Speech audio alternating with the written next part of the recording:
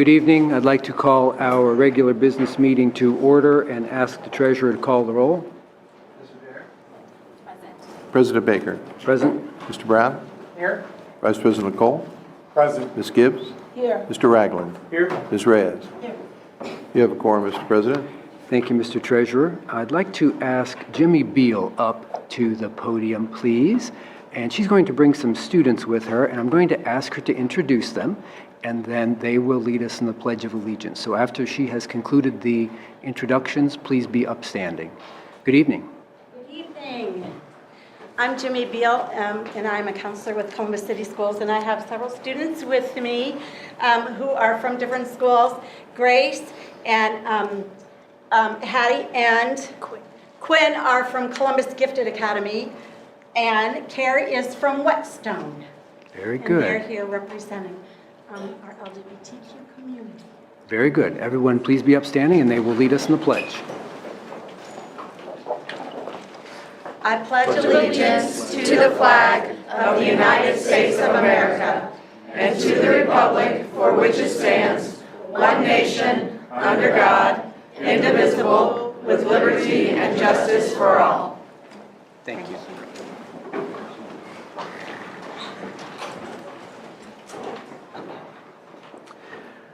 All right, colleagues, what I'll do next is briefly read through our agenda, just so we know the work we have before us this evening. We have a number of board recognitions after we adopt the agenda. We will then take public testimony, after which we will hear from our direct reports. After that, we will consider our consent agenda, after which we will adjourn into executive session. Is there a motion that we adopt the agenda as presented? So moved. Moved and seconded. Mr. Treasurer? Ms. Adair. Yes. President Baker. Yes. Mr. Brown. Yes. Vice President Cole. Yes. Ms. Gibbs. Yes. Mr. Ragland. Yes. Ms. Reyes. Yes. Motion carried. Thank you, colleagues. Our first recognition is for National Principals Month. And as we all know, in addition to the teacher in the classroom, leadership by principals is critical to the success of our students. And in honor of the work that our principals do, I would like the following people to come up to the podium. Elementary School Principal Andrew Smith, who is the treasurer of the Columbus Administrators Association. Middle School Principal Tracy Colson, who's the secretary of the CAA. High School Principal Janet Routsong. High School Principal Kimberly Mills, CAA president. District level representative Steve Hoffman, who's the CAA vice president. Julie Davis, executive director of Ohio Association of Elementary School Administrators. Mark Jones, associate executive director of the OAESA. And April Knight, Zone 3 director of the National Association of Elementary School Principals and principal at Avondale. And as they join us at the podium, I will call on Board Member Gibbs to introduce a resolution. Thank you, President Baker, and we'd like to thank every single person here for their service. In addition to our amazing leadership that we have at the podium, if you are a past principal, would you just wave your hand? Stand up. If you are a past principal, where are our past principals at? Former principals, always principals at heart. Yes, yes, yes. We thank you all. So on behalf of the board, I would like to offer this resolution, and then we'll invite you to have comments at the end. And I'll be brief, but there's no amount of words that can express our board's support and appreciation for all that you do for leading your buildings and helping ensure us climate and a culture of success. So it reads as follows. Whereas each year, the month of October is designated National Principal Month to honor and recognize the importance of school principals and their leadership in ensuring that each child is highly educated, prepared for leadership and service, and empowered for success as citizens in the global community. And whereas outside of the classroom teacher, school principals have the greatest impact on the academic success of the students in their care. And whereas principals are educational visionaries, instructional leaders, assessment experts, adept communicators, budget analysts, facility managers, and special program administrators entrusted with our most valuable resource, our students. And whereas principals are the guardians of various legal, contractual, and policy mandates and initiatives, as well as setting the academic tone for the school. And whereas principals exemplify our Columbus City Schools values as they work tirelessly to maintain academic accountability, to ensure a safe and productive learning environment where students learn, grow, and thrive, and to encourage and facilitate teachers' and parents' efforts to make a positive difference in the lives of young people. And whereas principals and assistant principals are responsible for the day-to-day operation of their schools, which includes leading the instructional program to ensure our students are prepared for life, managing educational initiatives, and building relationships with students, teachers, parents, community partners, and others to achieve excellence. And whereas the dedication and determination of a principal sets the cultural environment for their schools as they work collaboratively with teachers and others to develop and maintain high curriculum standards and set performance goals and objectives. Now, therefore, be it resolved that the Columbus Board of Education does hereby honor and recognize October 2019 as National Principals Month. And be it further resolved that the Columbus Board of Education values and thanks all of our principals, assistant principals, and leadership interns throughout the district for their contributions in helping to pursue the goal of creating a world-class model of public education that prepares our students to reach their fullest potential. Be it therefore resolved that the Board of Education urges all residents of Columbus to join the district in expressing our gratitude to our school principals, assistant principals, and leadership interns for the critical role they perform every day with our students. Thank you. Is that a motion, Ms. Gibbs? That is a motion. Okay, there's a second. Mr. Treasurer, would you like to call the roll? President Baker, Yes. Mr. Brown, Yes. Vice President Cole, Absolutely. Ms. Gibbs, Yes. Mr. Ragland, Yes. Ms. Reyes, Yes. Ms. Adair. Yes. Motion carried. Thank you. Let's give our principals a round of applause.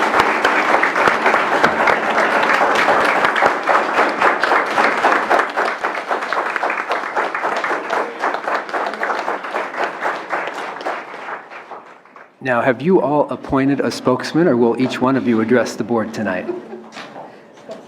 Oh, very good. I think that was probably me. So President Baker, Vice President Cole, and all of the other members of the Board of Education, Superintendent Dixon, we truly appreciate all of your support. We could not do this job without you. So please know that we do keep you in our hearts as we are doing the work out at the buildings every day.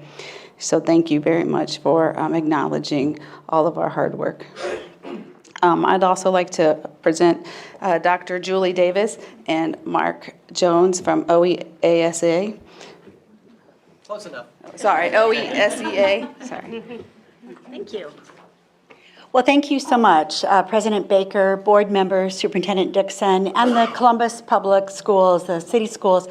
The fact that you, as the largest district in the state, for several years have taken the initiative to highlight and honor and celebrate the important work that principals do each and every day. I thank you. I thank you very much for that. And I thank you, Ms. Gibbs. I mean, I was exhausted just listening to what they do every day. But you know what they do. And you were able to articulate that and really list all the many, many things they do.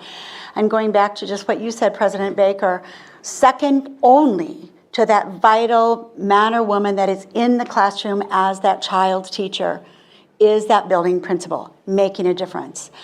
So thank you so much for your initiative and your modeling for the rest of the districts around our state. Additionally, I want to say thank you very much to the Ohio legislator. Last year in December, they declared Ohio is October is the month for Ohio's principals. So we're very excited. Frankly, Mark and I worked for 7 years to make that happen. And last year when I was at this meeting and I said, we're still working to make that happen. And somebody asked me, well, what will you do? And I said, I have no idea. I've been working hard for 6 or 7 years to make it happen, but I'm sure it'll be something spectacular. So it is something spectacular. Governor DeWine just did a video thanking principals. We're sending that out on all of our social media platforms, ourselves and my colleagues at the Secondary Association. Certainly, we're doing all sorts of events at our various schools and highlighting the important work that we do. We're ending that month with a literal get on the bus. We're going to visit 3 of our recent award winners at schools, and we are packing not a school bus. My members asked, could we have a luxury bus? So we're getting on a luxury bus, but 55 of us are going to 3 different recent winning. Superintendent Paulo Di Maria is joining us just for a time of learning. What can I take away from seeing another site and what they do? Because our principals, just like our teachers, want to improve each and every day to meet the needs of our kids. So thank you again for inviting us back. Thank you for recognizing the hard work the men and women who are principals do each and every day. Thank you.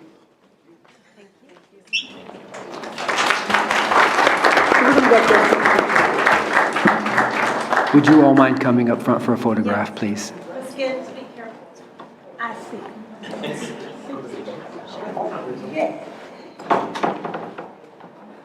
We're going for it.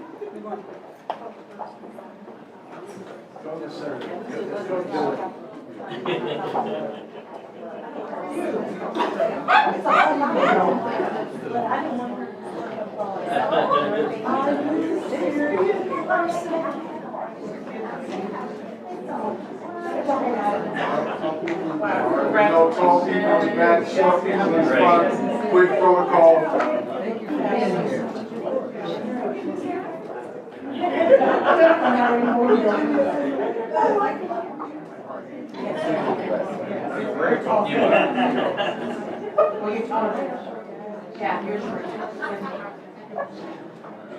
I want to angle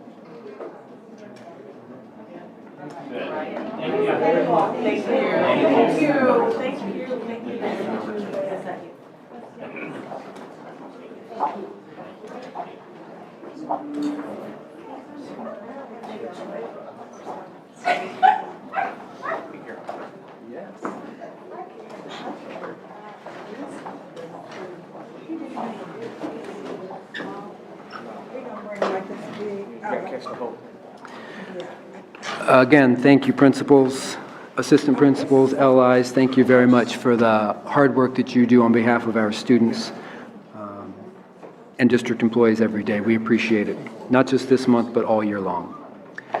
Let's move on then, colleagues. Our next recognition is for National LGBTQ History Month. And National Coming Out Day, as you may know, is October 11th. The pursuit of social justice and equality for all in Columbus City Schools is a priority to this board. At this special time this month, we want to recognize October as National LGBTQ History Month, October 11th as National Coming Out Day, and take the time to honor the 25 years of work by the Kaleidoscope Youth Center by asking Aaron Upchurch, Executive Director, and Amanda Erickson, Education and Training Manager of Kaleidoscope, to join us at the podium. Come on up. I would like Jimmy Beal to also join them at the podium. And students, please come up as well. And I would like to call on Board Member Reyes to offer a resolution. Thank you, President Baker. In 1994, Rodney Wilson, a Missouri high school teacher, believed a month should be dedicated to the celebration and teaching of gay and lesbian history. And lesbian, gay, bisexual, transgender, questioning, intersex, and asexual Americans have made and continue to make great and lasting contributions that continue to strengthen the fabric of the American society.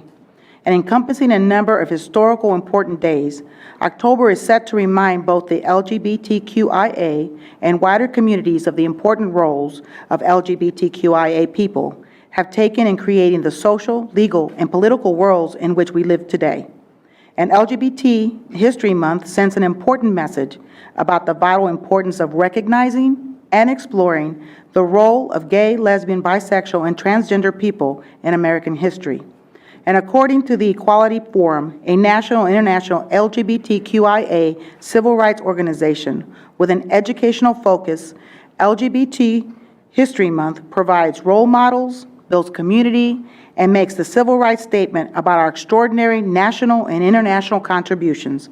And October 11, 2019 is National Coming Out Day, and the Columbus Board of Education appreciates and recognizes the importance of LGBT History Month as an effective means of educating and calling to action members of our community to work together to promote equal protection of all students and staff, regardless of sexual orientation or gender identity.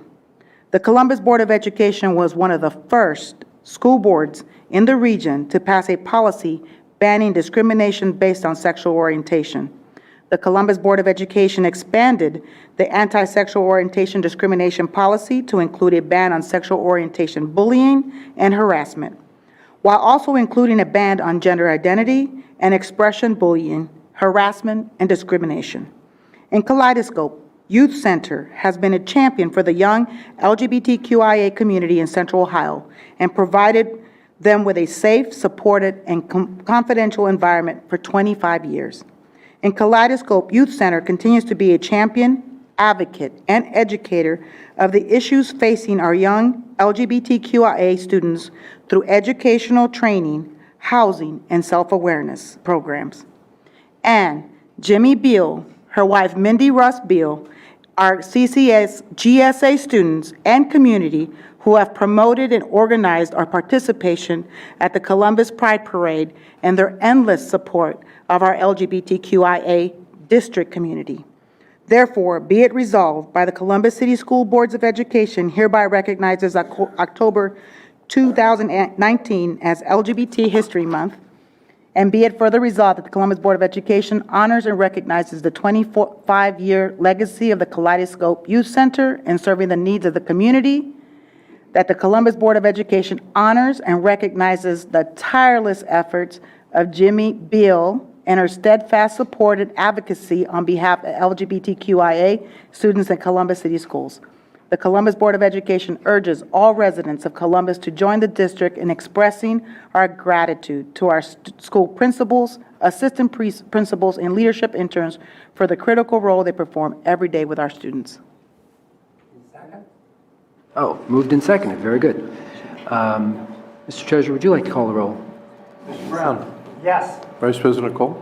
Yes. Ms. Gibbs? Yes. Mr. Ragland? Yes. Ms. Reyes? Yes. Ms. Adair? President Baker?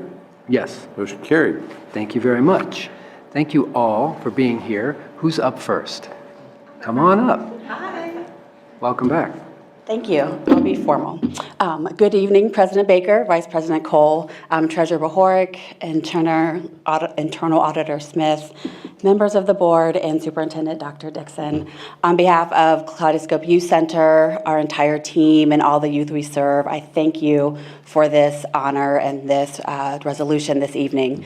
I'm not just the executive director of Kaleidoscope Youth Center, I'm also a parent to 2 children in the district. And knowing that the support is here for young people, that makes it even more personal to me. In 2018, Kaleidoscope Youth Center served over 500 new youth and had over 5,000 visits to our center. Those numbers did not include other events like our Pride celebration, our other prom that we do in May, and we do a back-to-school event called Barbequeer, which brought in probably over another 700 youth. This year, we are on track to exceed the number of 500 we are already at 500 unique youth this year. And of those numbers, students in the District of Columbus City Schools represent over half. In particular, students of color, Black students, other students of color. And opportunities like this for public acceptance, public affirmation, helps to decrease the risk factors that we know our young people are prone to, especially our transgender, non-binary, and youth of color. Things such as self-harm, mental health symptoms like depression, anxiety, isolation, dropping out of school. Our young people are at risk for increased homelessness, and just overall not having a well-being. And so opportunities like this help decrease those factors and allow our youth to know that they belong here in our community and in our society. Not only is belonging important, but having access to community and affirming opportunities such as the GSAs is something that is extremely important, which Amanda Erickson here, who does not want to speak, is our education and training manager and works with over 70 GSAs across the state of Ohio. And so we are very excited to continue working with Columbus City Schools to build the GSAs here in the district. What we see in our center is our young people coming in and experiencing, getting a taste of that community and that belonging and safety. And we see them develop as leaders, wanting to go back to their schools and talk to their principals. They're learning how to advocate for themselves around pronouns and names and content in the schools.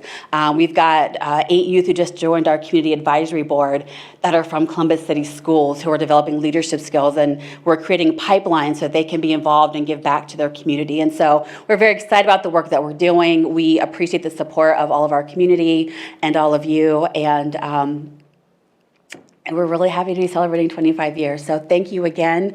We appreciate you. Thank you very much. Congratulations on 25 years of Kaleidoscope. And anyone else like to speak? Jimmy Beal, do you want to? Just briefly, I want to thank you, President Baker, Board Member Reyes, Board Member Cole, Board Member Adair, Board Member Gibbs, Board Member Ragland, Board Member Brown, Superintendent Dixon, and our community partners who are represented here. When we started, we were the first. There was no manual, there was no handbook. What we did was listen to the kids who came and said, this is what we'd really like. We'd really like to march in the parade. This is what we'd really like. We'd really like conversations where we can tell you what we run into so that you can help us know how to address it. Here's what we'd really like. And every single time we listen to kids, what I can tell you is we moved in the right direction. This work that we keep doing is really because of them, because they come and say, here's what we really want, here's what we really need. It takes courage, it takes passion and compassion in order to step forward into the light when you're part of a stigmatized community. And we have managed to remove that day by day because of visibility and recognition. Your recognition means a world to students who need some visibility and some support. I spent the day with a counselor the other day who was working with a young student who was suicidal. And we got that student support. That the counselor called me today and said, I think this student is trans. I think the struggle is around that. Not a problem. We can do that because we've made those steps. This work is real for the students' lives, and I want you to know that. And thank you so very much. Thank you.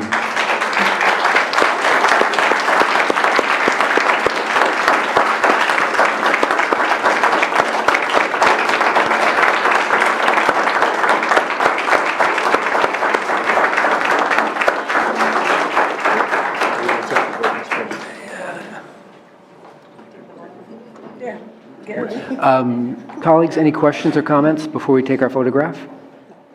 All right, I'll ask everyone to come up front for a photograph if you don't mind.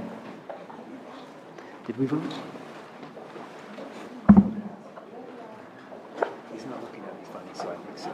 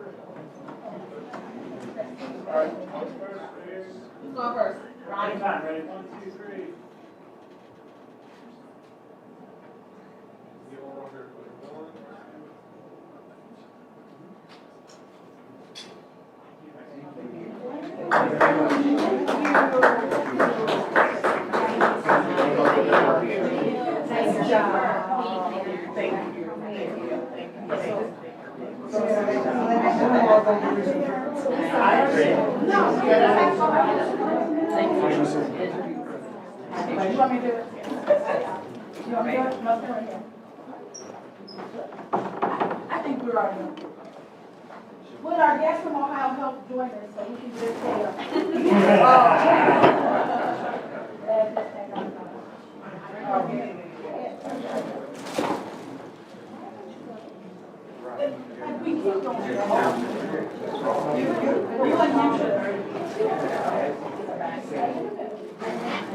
I don't know where the rest of us are always working.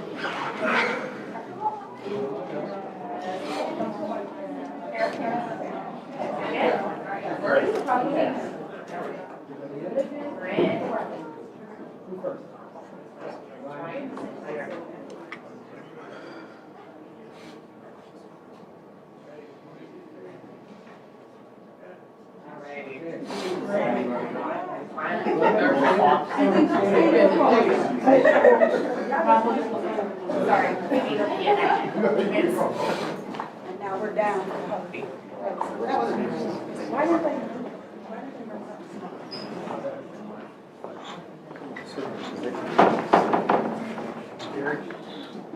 Yes, sir.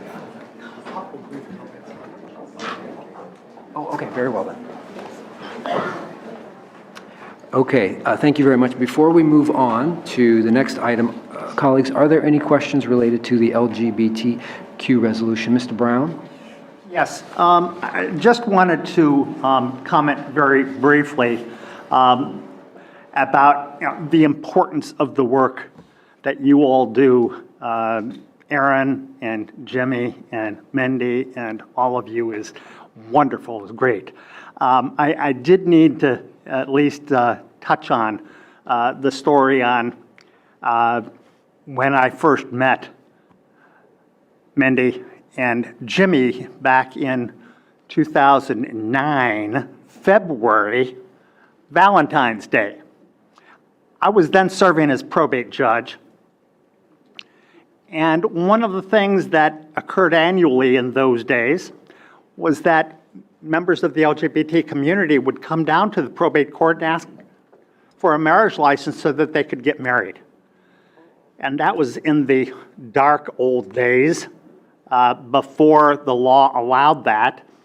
And they went to the marriage license bureau within my court and asked and were told no, but they were told something else. I had started at the court literally 3-4 days before that. I was brand new at that court, and I had given instructions that if anybody shows up as expected, and I'd heard about this, to please ask them to come down to my chambers. Well, they thought they were being summoned to the principal's office.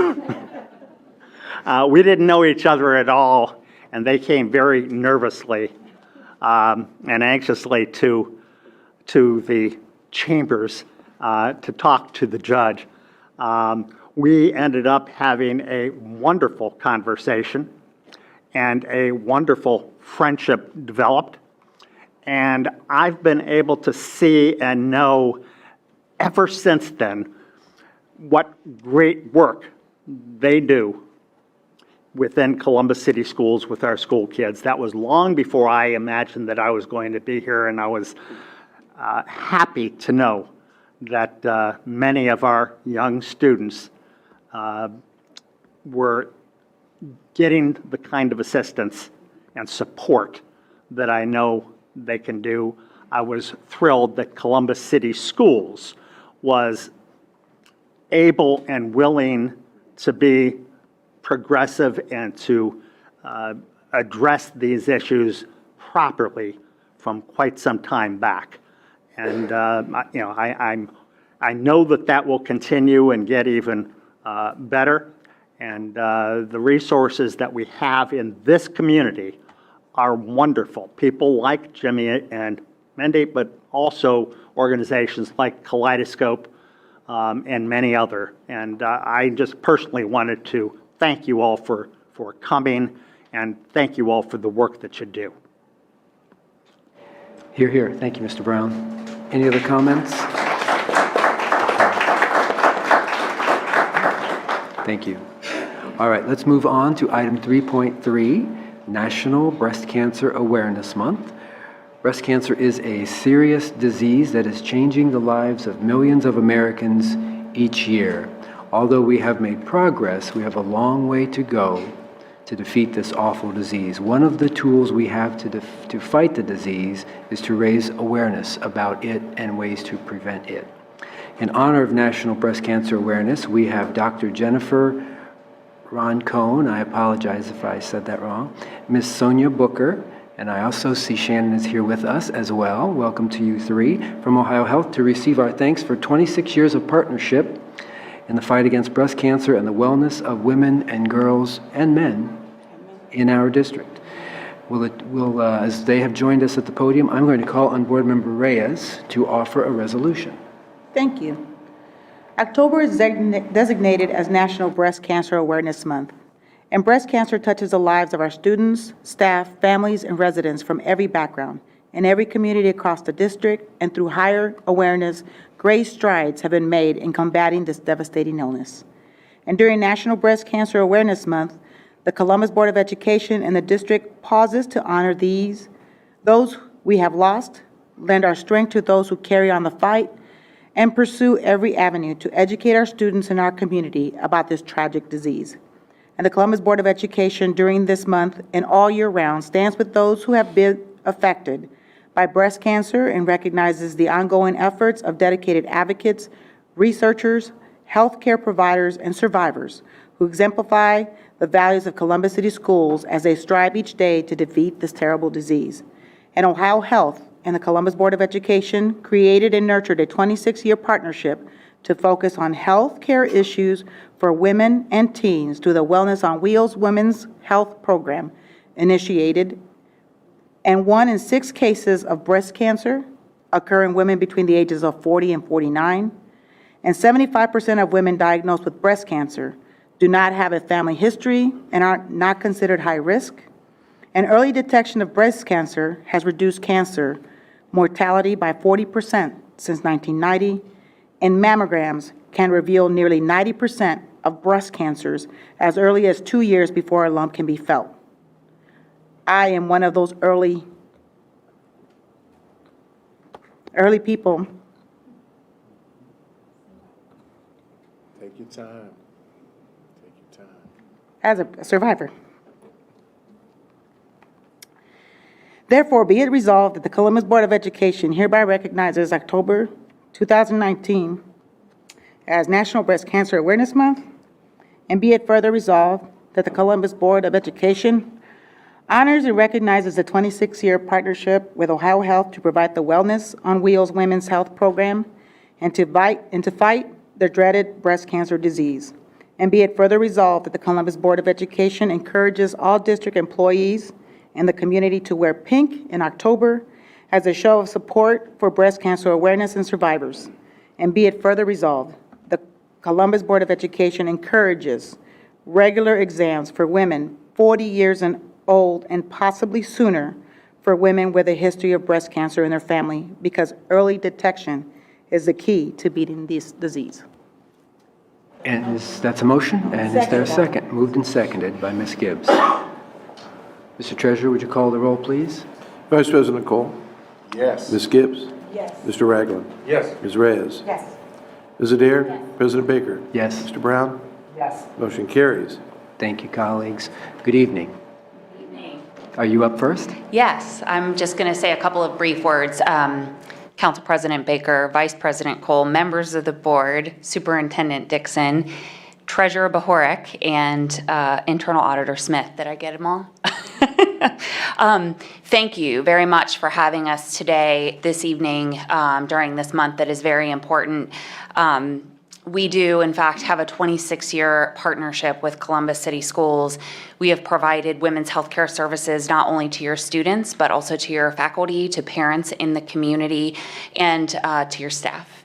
And are very, very proud of the partnership in continuing to serve everybody regardless of their ability to pay. We believe at Ohio Health that access is key, and mobile health access is one of the great ways to reach people who we're not traditionally reaching.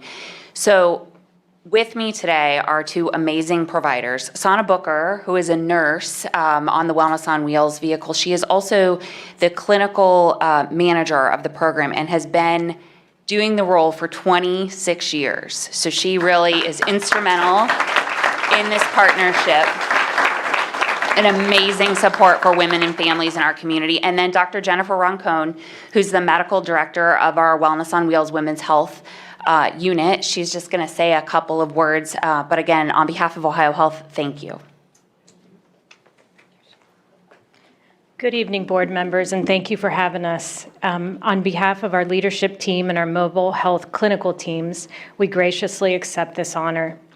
Through the use of 3 mobile clinics, we lift barriers to healthcare, and that many patients face, and they're within our neighborhoods and communities. And we actually have a presence with our mobile clinics within the community. So we lift the barrier for transportation. As Shannon said, we lift the barrier that would be an inability to pay. And we lift a barrier to provide access to preventative services, mammography, pap smears, and vaccinations. We are very privileged and honored to do this, and we appreciate this month for National Breast Cancer Awareness. Thank you very much.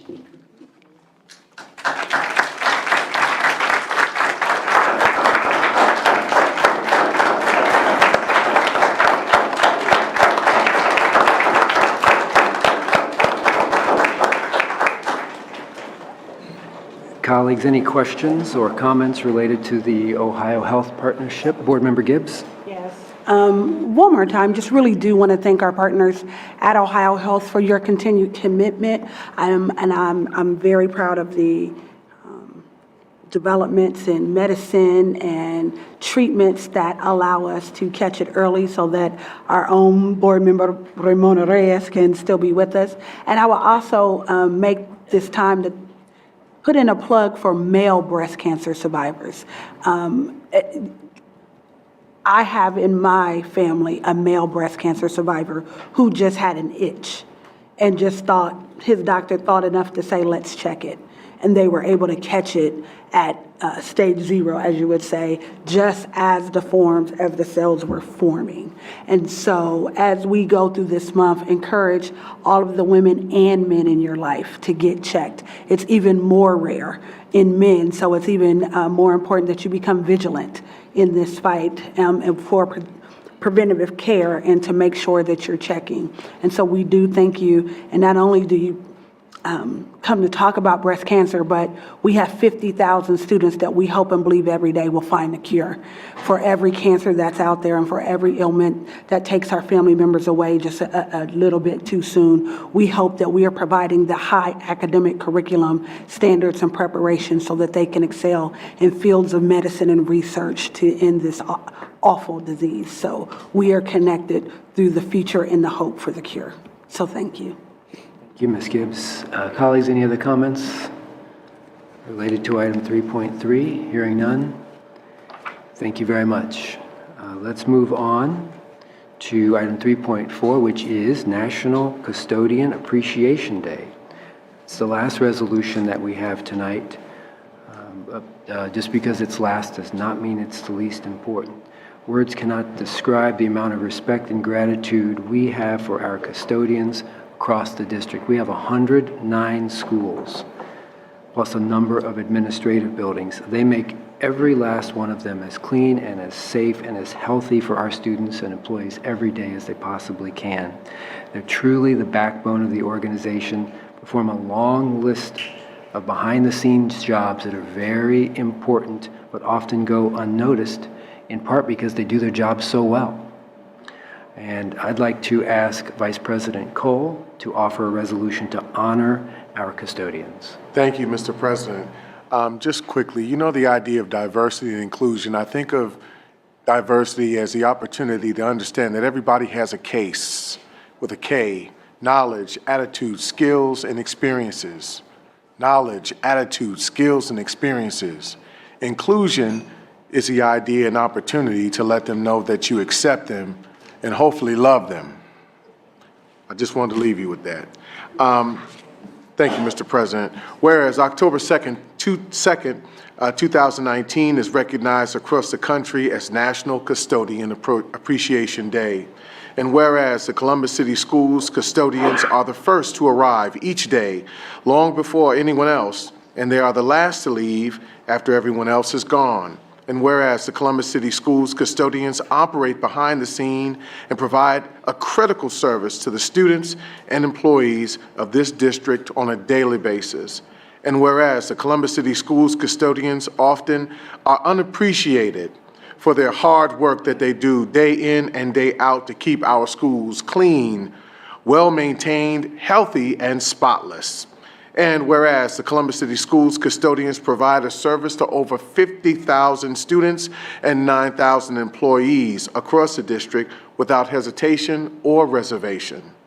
And whereas the Columbus City Schools custodians perform their duties with great skill, care, compassion, humor, sensitivity, and with style and grace. And whereas the Columbus City Schools custodians provide an invaluable service that is critical to the smooth daily operation and proper functioning of the district. Now, therefore, be it resolved that the Columbus City School Board of Education does hereby honor and recognize October 2nd, 2019 as National Custodian Appreciation Day. And be it further resolved that the Columbus City School Board of Education values and honors all of our custodians throughout Columbus City Schools for their contributions in helping our employees of the district fulfill their mission of preparing our students to reach their full potential. And be it further resolved that the Columbus City School Board of Education urges all residents of Columbus to join the district in expressing our gratitude to our custodians for their critical role they perform every day in making sure buildings are clean, safe, healthy, and for all students and employees. Thank you, Mr. President. There's a motion. Thank you, Mr. Vice President, and there is a second. As we prepare to vote, I would like to ask President Lois Carson to the podium and anyone else here representing the Columbus School Employees Association. And Mr. Treasurer. Ms. Gibbs? Yes. Mr. Ragland? Yes. Ms. Reyes? Has stepped away. Ms. Adair? Yes. President Baker? Yes. Mr. Brown? Yes. Vice President Cole? Yes, sir. Motion carried. Thank you very much, Mr. Treasurer. President Carson, good evening. Good evening, President Baker, Vice President Coe, and Dr. Dixon. Behind me today, I have my team. I call them always having my back. I have Derek Fields, who is the president for head custodians. That's our daytime custodians. And with him is Charlene Graves. She's the treasurer for their local. And then I have Ms. Charlene Pettis, who is the president for Evening Custodians. Without them, there would be no President Carson. I thank them for their commitment and their dedication. I think what I remember about my first day in the district was a secretary said to me, if you're kind to the secretary and you make the custodian your best friend, you don't have a care in the world.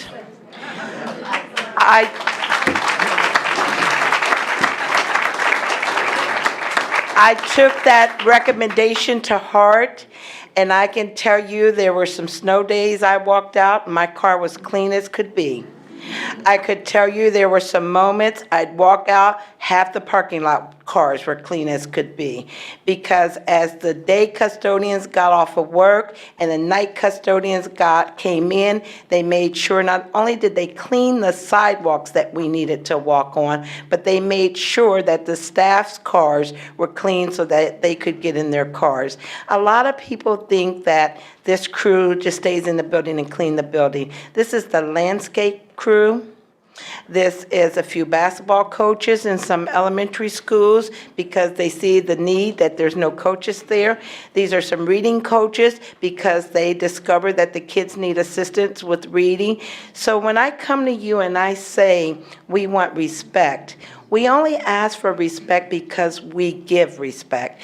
And a lot of times society will downgrade us because of the title of the work that we do. And when you have a staff meeting in buildings, you will find that this is a group that's often forgotten and to be invited to the staff meeting. But this is the first group that will unload a principal's car. The first group that will fill up a teacher's car with books because they need to go to another building. But have a staff potluck, a staff meeting, they're the last ones to be invited, but they're always called on when the room needs to be cleaned. So I'm going to hope as a district, the words that you read, Vice President Cole, that we can stretch those words across the district and give these teams the support and the respect that I fight daily for all 3,300 OPSI members to receive. Thank you.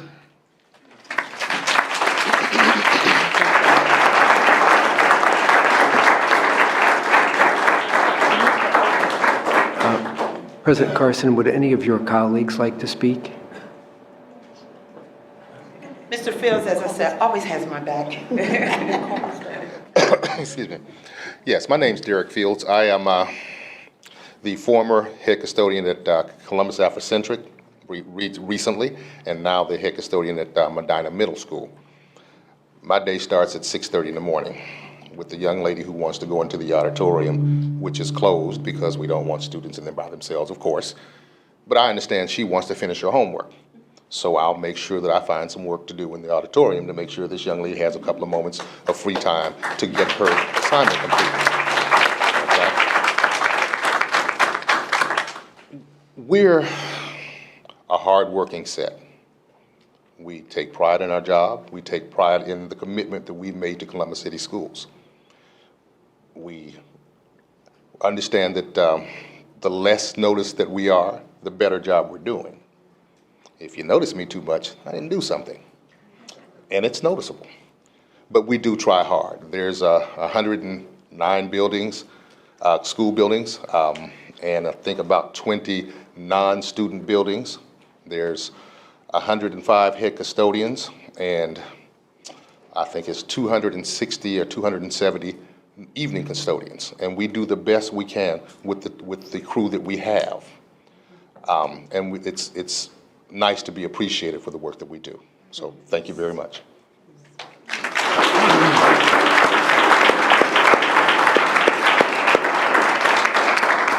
Good evening. I'm Charlene Pettis. I'm the president for 101 and the evening custodians. And I had an opportunity about a month ago to walk into the building with a young man that just going off. I'm in an elementary school. He just having a bad day. And the principal couldn't do nothing with him. They said, well, there's Miss Pettis. I said, what's going on? I can't stand this school. I can't stand this school.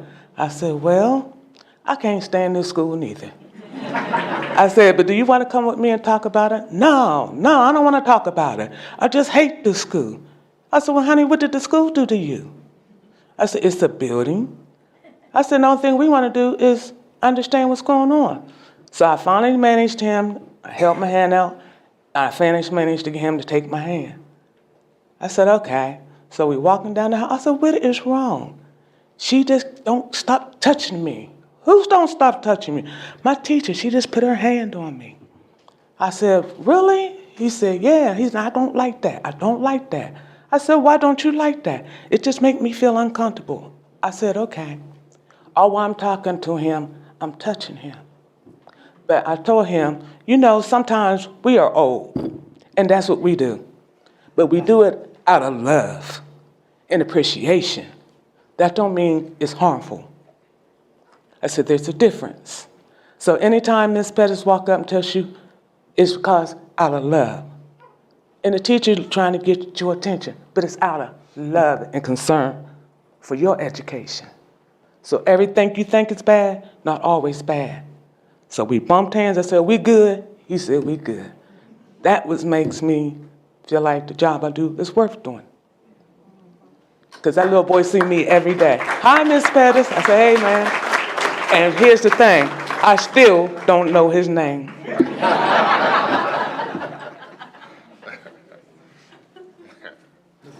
Mr. Oldham, would you like to share any comments? President Baker, members of the board, I would, but I think it'd be appropriate for me to defer to Mr. Lawrence Barnett, who leads the department. So as he walks, I will steal a couple minutes. As the team of custodial services know, my heart is there. I started here in the district with custodial services. I take great pride in the work that they do. I tell them I'm where I am today because of the work that they put in. No one, any leader, realizes they can't do it by themselves. And so, from me to all you standing here today, and to all the custodial services team, I appreciate you. I'd said it, but I like to say it publicly. I appreciate what you do. I know we have differences sometimes, but I think those differences will make us grow, and we all realize the reason why we're here is for those students who come in our room every day, who come in our buildings every day, and the work that you do. And we always say this, what we do in custodial services has a direct impact on students crossing the stage. We don't ever want to forget that. So thank you for what you do. Exactly. Thank you, Mr. Oldham. So I've been in the district 23 years in the custodial department, and this is a first. And it is a great honor, and as someone said earlier, oftentimes it is a thankless job. But we get what we get in our satisfaction knowing that we're helping kids be successful. I can't wait to communicate this out to the remainder of the teams in all of our locations. We're very passionate about this work. We are even more passionate about being able to help a child be successful. And many of you know me, you've heard me say, it's not much that impresses me, but if you want to impress me, help a child. So thank you so very much. Thank you.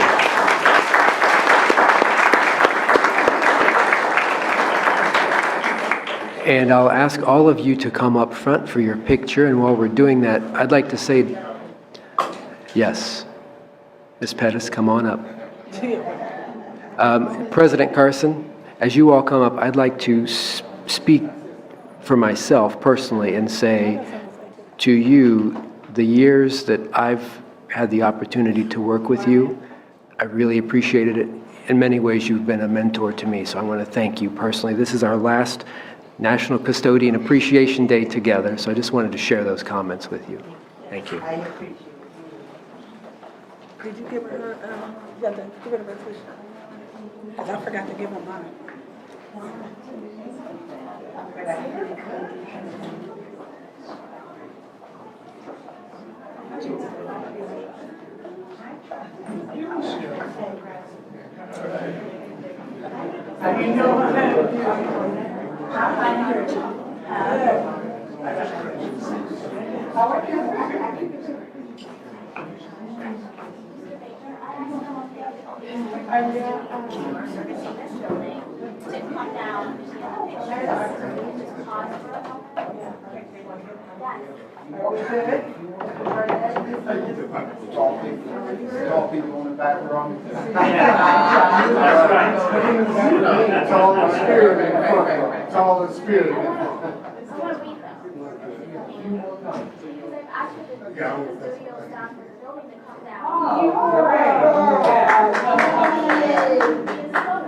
You're the best, but they may be over at 60 or 50. You're the best.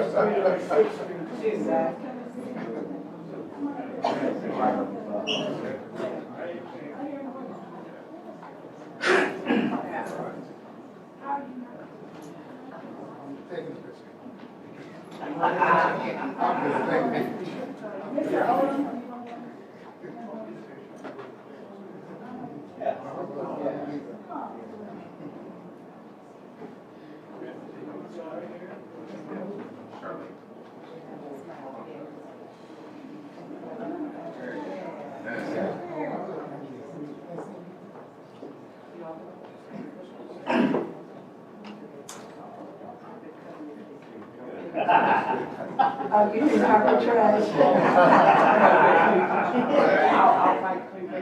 We're looking at Brian. Here it is. Sorry, Andre. Okay, first, 3, 2.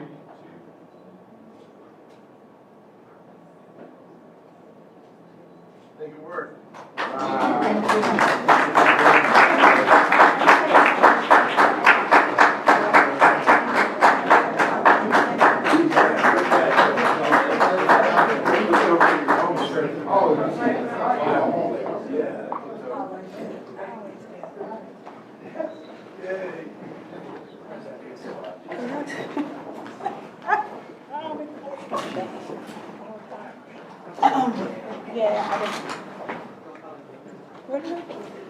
I do want to say something. Colleagues, any other questions or comments related to National Custodian Appreciation Day? Board Member Gibbs? Yes, just, Lois, Carson, I do just want to say to you and to the entire team, Mr. Odom, and all of the district team, to really do thank you. I heard you reference a lot about whether or not you are valued or how your work is viewed. I am the daughter of a teen mom and a garbage man who worked for sanitation. So I'm born and bred AFSCME Council 8 my entire life. But more importantly, the pride we felt when my dad walked down the street, walking behind the garbage truck, because that day our house was on his route, is priceless and unparalleled. And I can tell you that Mr. Smith was my custodian at Franklin Alternative Middle School, and Miss Barksdale was my custodian at Columbus Alternative High School. And that, of all the things they did, they found all the notes way before texting, right?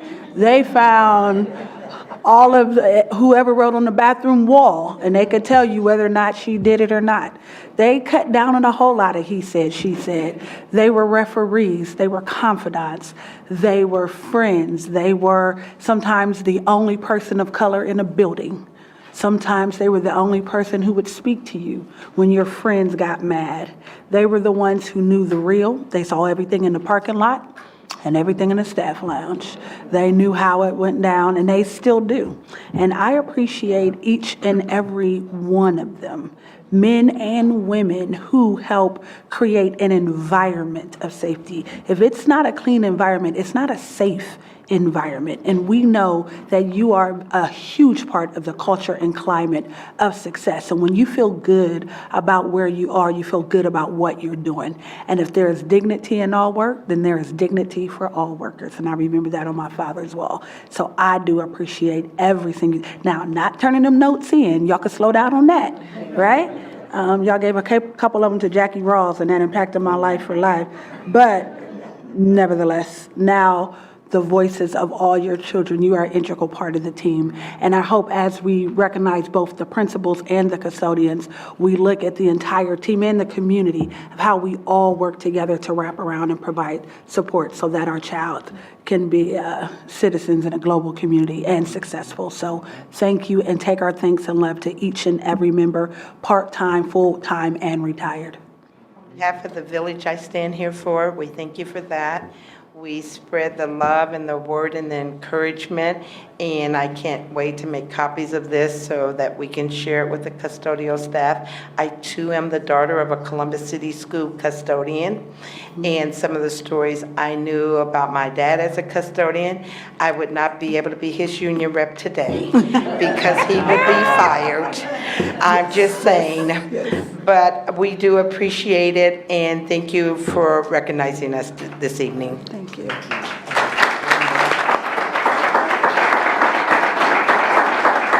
Mr. Brown? Yes, just very briefly, Lois, to you and folks, what you said about the relationship with the secretary and the custodian and the lunch ladies, and in my elementary school, they served a hot lunch. Those were invaluable. Those people really did make a difference in my life. I remember Mr. Rivers very well. He worked not only cleaning the building, but also on the buses. And a lot of people did that additional duty. But he's somebody that I just have fond memories of. And I know you all know, but just want to remind you, your smile, every one of the custodians, bus drivers, lunch people, makes a huge difference. It really does in the lives of all of us, and I would bet that most people sitting here would agree with that. And so keep in mind that, yes, you are important, and the work you do is important. Thank you.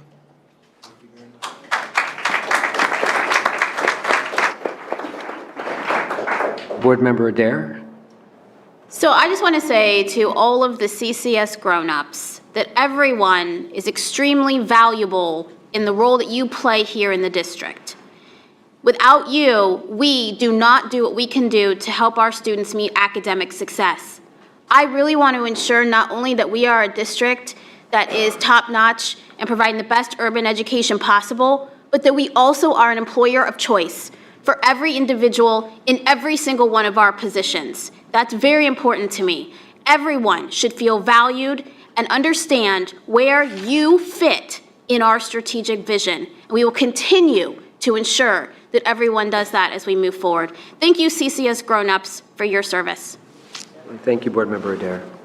Thank you very much. I did want to acknowledge, I believe Representative Erica Crawley came into the room, and do you want to offer any greetings from the General Assembly? Not to put you on the spot, but you were on the spot, right? Good evening. Good evening. Good evening, everyone. Thank you so much for having me here today. I'm actually just coming from the State House, from the Education Committee. We're really working on some really important legislation, in particular anti-bullying and hazing, to make sure that our students are taken care of here in the district and across Ohio.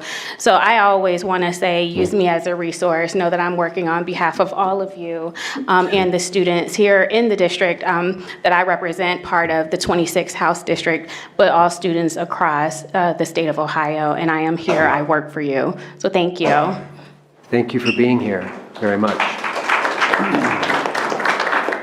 And thank you for your work on behalf of our district and our students at the State House. We can certainly use some common sense approaches to solving issues in the General Assembly. Any comments or questions for State Rep Crawley? Board Member Gibbs. Just very briefly, thank you for coming. And we thank you for your advocacy. And in case you want to know, she has community hours on Monday, October 21st at the Far East Neighborhood Pride Center.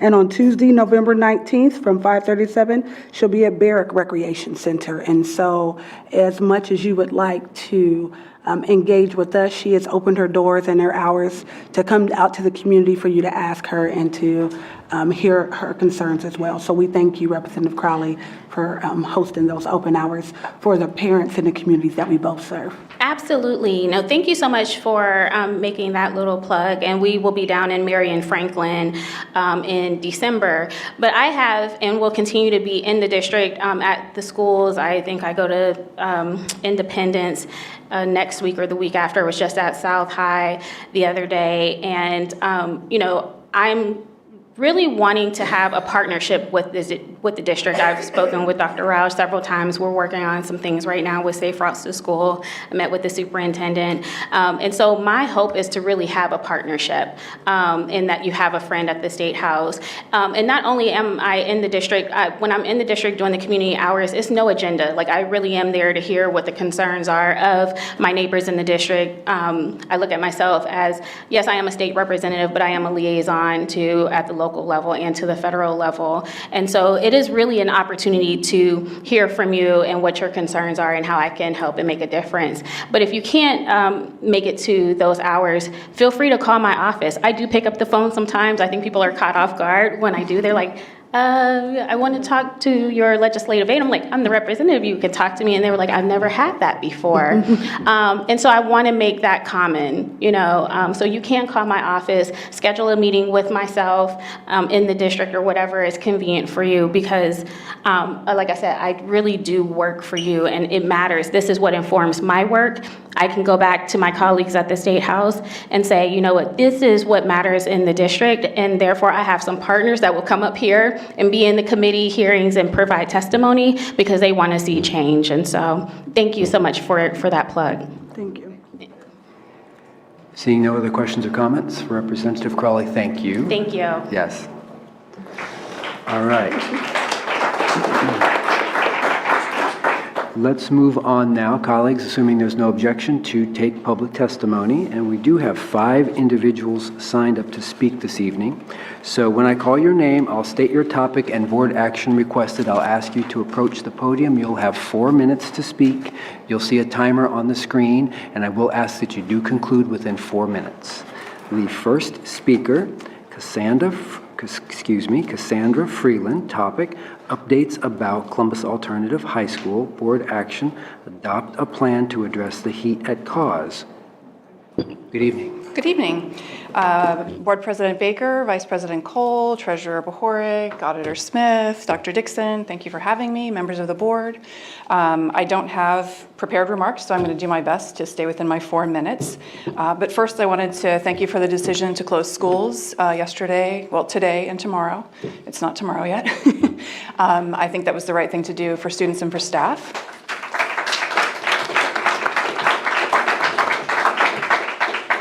And I also want to start by saying that I appreciate the updates CAUSE has received. I have had a chance to look at some of them. I have a couple of pictures. They're hard to see, but these are our old bathrooms, the pint-sized bathrooms. So these are my knees, and that's the door.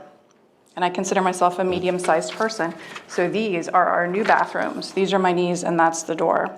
And then what I would also tell you about these bathrooms is they're private. Each stall is its own room. It's nice and clean. It's much better. Additionally, I think we have a couple of bathrooms that are family-style bathrooms, so any person can go in this bathroom. They don't need to choose which bathroom they need to go in. And I think that's a big improvement, and I really appreciate that the district listened to our students' needs that way. We also got air conditioning in the cafeteria, which was able to fit all of us for our senior college checklist meeting. New asphalt in both the parking lots, which was a big improvement. Improved signage outside, so you can see that this parking lot is for bus drop-off and student parking, and might make things a little bit easier in the morning. I think we are getting new lighting, but each time I've been there, it's been so hot the lights are still off, so I'm not sure. And those would be not fluorescent bulbs, the other ones that don't make as much heat, LEDs, yes. We also, this is sort of outside the district, but we secured a donation from Franklin University of 28 tables and 56 chairs that I think will be a nice improvement to our building. So we appreciate all of those things. But I'm here to tell you that the heat is still an issue, and I'm sure I'm not telling you anything you don't already know. It's a health issue. It's a learning issue. A few of you were at the tour and conversation we had last year. I know Board Member Ragland was there, and I think President Baker as well. And there was one student, Megan Sharp, and she just said, I cannot think in the heat in this building. And she's brilliant. Just to brag on her a little bit, she works at the Columbus Dispatch. You might have seen her writing in there. That's her internship on Wednesday.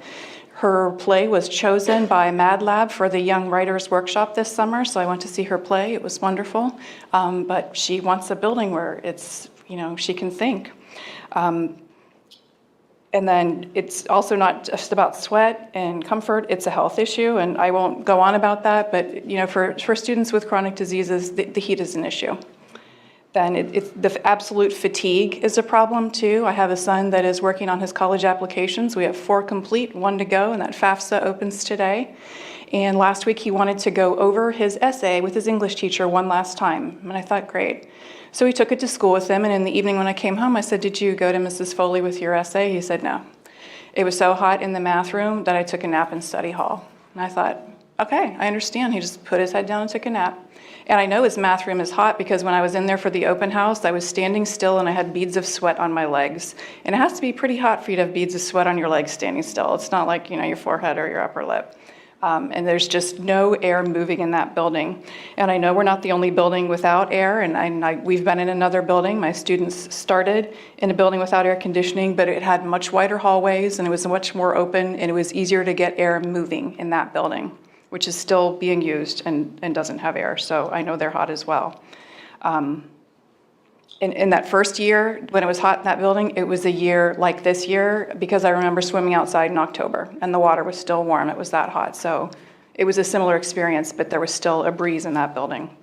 So I'm telling you this because I know that CAUSE is not scheduled to receive additional improvements in the near term because it needs a building replacement, and it does. And I know there are conversations happening right now about a building levy in 2020. But what I want to suggest is that you come up with a plan either way.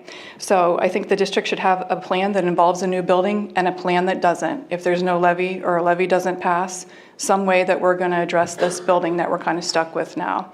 The students currently in the building are not going to see a new building, including my kids. I know that. But I think that someone's kids should. And we also need a short-term approach for the heat. I know you've put together a committee, which I appreciate, and I appreciate that. Recently, though, I was at the Columbus State... Ms. Freeland? Yep. I'm sorry. Okay. So my bottom line is that if you found $29 million for 3 other buildings last year, you can do better for CAUSE, either a new building or something in the short term to give this family some relief. Thank you for coming down.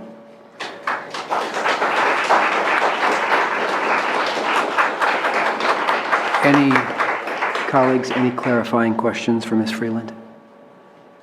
Okay, thank you very much. Our next speaker, Ali Mohammed. Topic, ESL parents. Board action requested. Listen to our presentation regarding ESL parents. Mr. Mohammed, good evening.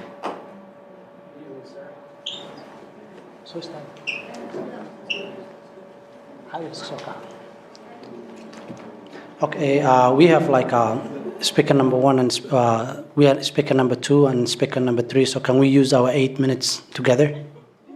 Yes, you may. Thank you. Okay, all right.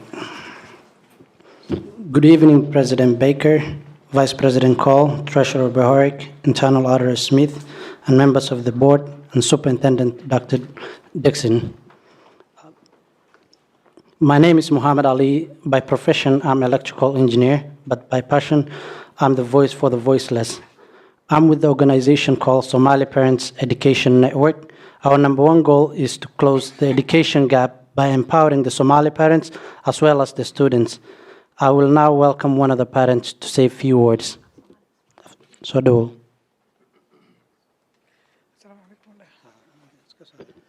kulligiin waa idin wada salaamay waxaan idinku salaamay luuqadayda markii xigto ciyaalka annaga iskuulaadka aan u dirsano dhib badan ayaan ku qabnaa dhibkaas waxay tahay aqoon darro macallimiinta oo ignore gareeyo waxyaabo badan ayaa jira marka waxaa loo baahan yahay in wax ka qabatiin waxaas ayada ah waxaa ka mid ah waxbarashada oo mar walba hadday xataa xun yihiin iyo hadday fiican yihiin la dhaho waa fiican tihiin hadday xun yihiin waa fiican tihiin hadday fiican yihiin waa fiican tihiin marka wax anaga xaqa iyo waxaan xaq ahayn ma kala garanayno macallimiintana waan fahmi la-aanahay kuwa oo madaxda aan waan garan weynay marka sidaa daraacadeed waxaa u baahannahay caruurteeda in wax loo qabto si wanaagsan wax loo isticmaalo ayaan rabnaa waana mahadsantihiin. By the look of your faces, no one understood the outcry of our parents that they encounter because of the school system. They speak a different language. I myself went to Columbus City Schools. I graduated from Centennial High School, and prior to that, I went to Mifflin High School. I'm now an OSU graduate. I have little siblings who are currently going to Columbus City Schools. We as Somalis are part of the greater Columbus community, and almost all of our children go to this school district. It's very unfortunate that our parents still feel left out or unwelcomed by the district. Just because they don't speak English. But Muhammad Ali and I, Soda Farah, are fortunate enough to have parents that were resilient through the adversities that come with not speaking English. Research tells us that school districts with good family engagement not only helps the students perform well, but also the district performance level goes up. For example, when you look at the report card, which was released by the Ohio Board of Education, our district had letter grade of F last year, but because of the performance of the ESL students, the grade changed to a D. Furthermore, the educators have the wrong perception of the immigrant parents themselves. They often think that we are not involved in our kids' education because we don't show up at schools. Few moments ago, you have all witnessed the perfect example of how a parent feels when the educators don't understand what the ESL parents are saying. I mean, what the ESL parents are saying, excuse me. I'm a little nervous here. That is exactly why our parents feel disconnected from the school system. I am who I am today because of my parents who were heavily involved in my education back home in Africa. I remember my dad would walk to school and ask my teachers how I'm doing in classes because they didn't have any language barrier. But today we have lots of dropouts in our immigrant community because of the challenges we face at schools and because you guys are not beside us and not trying to understand us. We are the largest number of immigrants in Columbus, Ohio, and we have the biggest number of ESL students in the district, yet we have zero representation in our Columbus City School District. Our families feel unwelcome from the beginning of the process at the Center of Enrollment, Office of Engagement, Office of Communication, simply because they don't speak English. The language of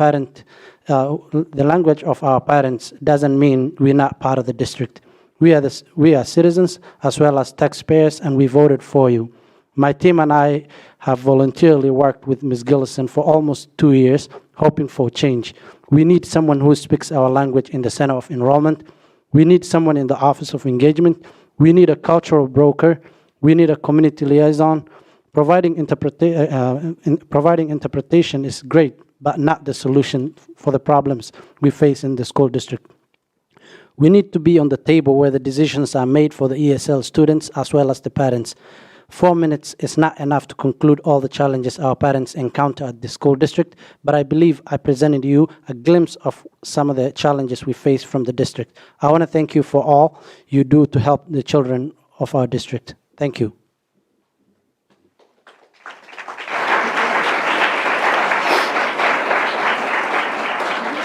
Colleagues, are there clarifying questions for the speakers? Board Member Gibbs? Yes. Thank you so much for coming, and thank you for sharing. My question is, what can we do to make you feel more welcomed? I personally believe that originally when I went to Ohio State, I was an English major. I wanted to be a teacher, but now I've changed my passion and I want to pursue MPA in my master's. But originally when I wanted to be a teacher, I believed through education, through understanding, through trying to understand basically and educating others, you can actually eradicate ignorance. You can change a lot of perceptions, you know what I mean? And I think it goes both ways. It's a two-way traffic. It's not just us who are trying to get help. You guys have to also reach out to us and try to understand where we're coming from. And I think through education, you can do that. And also, just to add on top of that, the main reason why we created this organization is to create a channel between the community and the district as well. So if you utilize our organization, we will be that channel. Thank you. Any other question? One more. I'm sorry, can I clarify? The education part that I was talking about is educate yourselves about our cultural background, where we came from, who we are, you know what I mean? That when we're speaking, like, how when a Russian person is talking, they seem like they're rude, but they're really not. That's how they talk. But I've noticed that a lot of Americans actually have these really negative perceptions about us. But it's because they don't really try to understand us. They assume that we're ignorant. They assume that we're, we are rude, or we're not trying to, assimilate into this culture. But we really are trying our best. But I feel like you guys are not, So in your conversations, and I'm glad you came to the board, are there any policies you would want us to look at or address that would make working with our students and our Somali students better? Are there any policies that you think you would want us to change, or something that we can do in the policy realm that would help us reach common ground? Yes. Some of the stuff that I just mentioned, for example, if you look at the great state of Minnesota, they have cultural breakers. The reason why the kids in Minnesota are progressing is because of the community is involved. The district, is involved with the community. So we want you guys to take an example from Minnesota, and also by providing us with cultural brokers as well as community liaison, and also we want to be part of the office. Like, for example, Ms. Gillison's team, the engagement, Office of Engagement. If we're not there, so, how would you reach to the community? We want to be part of the team. Which city in Minnesota? Minneapolis? City of Minneapolis. Yeah, they are. It seems like the Americans over there are more welcoming. I don't mean to say anything negative about Ohioans, but I feel like the culture here in Ohio is a little bit different. I don't know what it is and why that is. There are a lot of barriers, a lot of obstacles here for us. But in Minnesota, all the Somalis are prospering. They are in every level of the government. They are in, the Board of Education, up to Ilhan Omar, you know what I mean? So we are not able to do that here, and I think it's because of the culture here, and a lot of Somalis feel that way. Other clarifying questions, Mr. Vice President? Thank you, Mr. President. Assalamu alaikum. Mahasanid. What engagement has taken place with the district thus far? You mentioned that there's been some work over the past 2 years done in collaboration with Ms. Gillison and her staff. So some of the stuff that we worked with Ms. Gillison was coming up with English Learners Tour. So I believe August 14, we went to Northland High School just to listen to the outcry of the parents. So we have taken down a lot of notes from them. We have learned a lot, and right now it's time for us to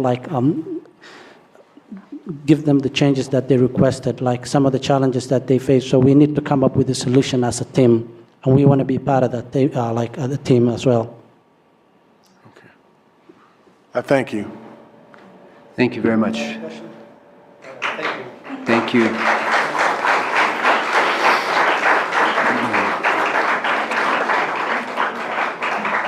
Our next speaker is John Coniglio. Topic, Reading Improvement Monitoring Plan, RIMP, cut score. Board action requested reconsider the cut score for the beginning of the year MAP test. President Coniglio, good evening. Good evening.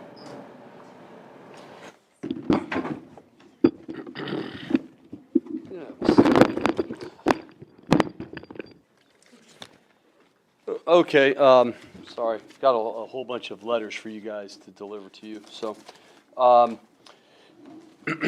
Honorable President Gary Baker, Vice President Cole, Honorable Board members, and Superintendent Dixon, I have an open letter from the Columbus City Schools third grade teachers for you guys that I'd like to present to you now.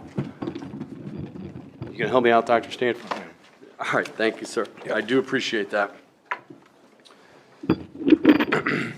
Good afternoon. My name is John Caniglio. I'm the president of the Columbus Education Association. Our union represents over 4,000 teachers, nurses, social workers, counselors, and other certified staff in Columbus City Schools. I want to thank all the third grade teachers and CEA members for being here with me today as we discuss a serious issue affecting Columbus students. We are here because our district has decided unilaterally to raise the cut score on the beginning of the year reading assessment for third graders from the state mandated 181 to 212. The drastic change is not about raising standards, as the end of the year's cut score hasn't changed and no additional resources will be offered. In fact, administrators have confirmed to our union that the sole purpose of this change is to avoid a deduction on a deeply flawed Ohio school report card. Currently, each student who tests on grade level at the beginning of the year and then does not pass the third grade English language arts state test causes the district to have a deduction on the K-3 literacy component of the state report card. Sadly, our district's answer to this is not to provide more resources for students. It's to do an end around the system by raising the bar so high on the beginning of the year assessment that no deductions can be made if they don't pass the end of the year assessment. The short-sighted strategy will have three harmful effects on our students. First, a portion of our third grade students will be labeled as off track and having reading deficiencies when in fact they are on track and they've met or exceed state standards. Second, third grade teachers will be forced to complete a reading and instruction monitoring plan known as a RIMP for every student who falls below the new cut score, taking away valuable instruction time, compounding the huge problem already caused by over-testing. The Ohio Department of Education is clear. A RIMP is specifically designed for students who is, quote, not on track at reading below grade level. The new CCS policy will put students reading at a 6th grade level at the beginning of 3rd grade on a RIMP. Finally, less resources will be available for students who truly do need reading assistance because they will not now be shared with students on phony, unnecessary RIMPs. Once again, no additional resources are being offered to assist students or teachers. If these same students had the same scores as a wealthy suburb, parents would be told that they are on track. However, because they live in Columbus, they are now being labeled as deficient. We demand that the district re-examine this policy and refuse to let a deeply flawed state report card apply misleading labels to the students while taking resources from students who truly need them. Thank you, and I just want to say that the Columbus Education Association is always willing to work collaboratively to make sure that our students get the best possible education. I will take any questions, and if I don't know the answer, I have third grade teachers back here who'd be more than happy to help me out. President Caniglio, thank you very much for being here this evening. Are there clarifying questions, colleagues? Board Member Adair. Yes, I actually have several. And first, let me thank the third grade teachers who are in the back of the room, as well as you, President Caniglio, for representing them. My questions are actually directed towards the board chair to the superintendent, if possible, just to have more clarity on what we're doing as a district. I had to write them down because I wanted to make sure I had them correct. My first question is, why is it that we are putting third graders on RIMPs when they are meeting the MAP score of 181 at the beginning of the year? Why are they going on the RIMPs if they're meeting? The second question I had was, for the MAP or for the scores, there's a difference in scoring between a promotion score and a proficient score, and if that could be explained. And the third one is, how did we as a district decide on a cut score of 211? 212. That one too. Whoa. How did we decide on the cut score? Whatever number that is. And what is the difference between on track and not on track? Now, why I ask this is because as a parent, this actually happened to my student last year. I received a letter where I was told that she needed to go on a RIMP, but I was told by classroom teachers that she was reading at a third grade level, a fifth grade level. And so as a parent, I was very confused by the entire process And so I would just like to make sure that, we are also providing our parents with information so that they understand when they're receiving these letters, because I know some parents are receiving letters, what that means specifically for their student. That wasn't a question, that was a comment, and I'm sorry because that wasn't what I was supposed to do. But I had to share that as well. So I understand from personal experience. So those are my 4 questions. I don't know if they can be addressed now. Okay. Thank you, Board Member Adair.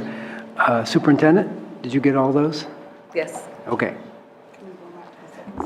So I would like at this time to call up Dr. Michelle Klein. If she would come up, please. She's the Chief of Data and Assessment, and she will address those questions. Thank you, Dr. Dixon, to Board President Baker, and to Board Member Adair. The first question that I wrote down, you said as fast as I could, was why would we put an on-track reader in 3rd grade on a RIMP? Am I correct? Thank you. So this is an opportunity for us to provide an additional safety net and interventions for students and accelerate their learning and literacy even further than they are now. The combination of the expert teacher and the parent working together on this plan strengthens the opportunity for success. This strategy ensures that our 3rd graders, students, have early interventions to ensure they reach a proficient score of 700 on their OST or Ohio State test in English Language Arts by the end of 3rd grade, and thereby having an opportunity to be a 4th grade on-track student. We want to ensure that our students demonstrate mastery of not only our curriculum, but of all the Ohio learning standards as well. So one of the things that you shared was, as a parent, you had been in that situation, and I want to address that so we can always get better. So I'd like to work with our CEA partnership and make sure we address things. So having things like videos that was suggested to me this afternoon to inform our parents and help their understanding grow would be a great idea, and I would welcome CEA's partnership in that. It is not an easy thing to look at any of these cut scores for anybody, but what is important is that we are after the best for our children, and we will not settle for a promotion rate. We want a proficient rate. Okay. And I think another question, I'm sorry. I do believe that was question number 2, promotion versus proficient. What's the difference? So promotion versus proficient. So a promotion rate is a rate established by the Ohio Department of Education, and it can be their OST score, their Ohio State's ELA score, or it can be their formative assessment. We use MAP in our district, so it could be either score, or it could actually be the reading subscale. So there are a bunch of different numbers. A 683 is a promotion rate for the OST. A 700 is proficient. But if all you want is promotion rates, you're not really ready for 4th grade. So I would caution us, because promotion is not what we're after. We're after proficiency. On the NWA MAP, a 194 is a promotion score. And of course, the 700 is the proficient mark that we want to look at by the end of 3rd grade. Now remember, we can work together on this with the Ohio State's test. The 3rd graders take it in October, and they're expected to get a 700 then, or they're off track. Now, when I was in 3rd grade at Arlington Park Elementary in Columbus Public Schools, and I was on track in 3rd grade, that doesn't mean that I should be given an end-of-the-year 3rd grade test and be expected to pass it, because I've got 6 more months of an expert teacher helping me teach, helping me learn. And so it is something that we can band together and try to change and make sure that we advocate to our legislators and to our Ohio Department of Education. And I hope that we will be joined by our union partners in this, because I think we have great teachers doing wonderful things, and we certainly want to take their input into consideration. And the third one I wrote down is, how did we decide on 212 as the cut score? Dr. Dixon, if I may. So this is a great question. So we actually took a look at our Boyd data from last year, And we actually did a data analysis and a positive correlation study to find out the positive trajectory of students that were at a 212 or above, and what their likelihood was of actually being proficient at 700 or above. That score ended up to be 89.93%. And we took a look at that data. That was with their OST and their NWA MAP test. We also looked at their end of the year score. So remember, you can pass the beginning of the year, you can pass the middle of the year using your NWA MAP score, you can pass the end of the year with your OST or MAP score, or you can even take a MAP in the summer or an OST in the summer as well. And so when we took all that into consideration and looked at 212 and above, which is our exact data from last year, we found out that the correlation rose to 98.93%. And so therefore, we want to ensure that our students demonstrate mastery of our curriculum and of the Ohio Learning Standards. And Madam Superintendent, the fourth one I wrote down from Board Member Adair was on track versus not on track. Thank you, Dr. Dixon. To Board Member Adair's question, on track and not on track, one of the things that the state of Ohio allows us to do is actually take students that are on track, like some of our third graders that reach between a 181 and a 211, and actually give them a RIMP. This means that a student could be on track, but could still be on a RIMP. It allows us to do that. And it does not specify a score. It is up to the district to then make that decision. We've made that decision based on our data because we want to ensure that every possible intervention is given to that student to ensure their success on that OST ELA test by the end of the year. Thank you. Did that answer your questions, Board Member Adair? Thank you. You're welcome. Thank you, Dr. Klein. Thank Board you. Member Ragland. Certainly. Dr. Klein, what percentage of our students tested proficient last school year? You know, I don't quote numbers unless I have the exact one, but it's very low, but I will look that up for you and get that back to you. Are you talking about proficient just in ELA? Yes, ma'am. Okay, I will look that up and have it back for you in just a minute, but I don't have that in my exact notes here. Okay. It's very low. We're not even close to the 80%. Okay, we're not close to the 80%. No, sir, we're not. So could it be said that we're kind of raising the bar with what we're doing? I mean, it seems, if you could explain to me what the intervention entails.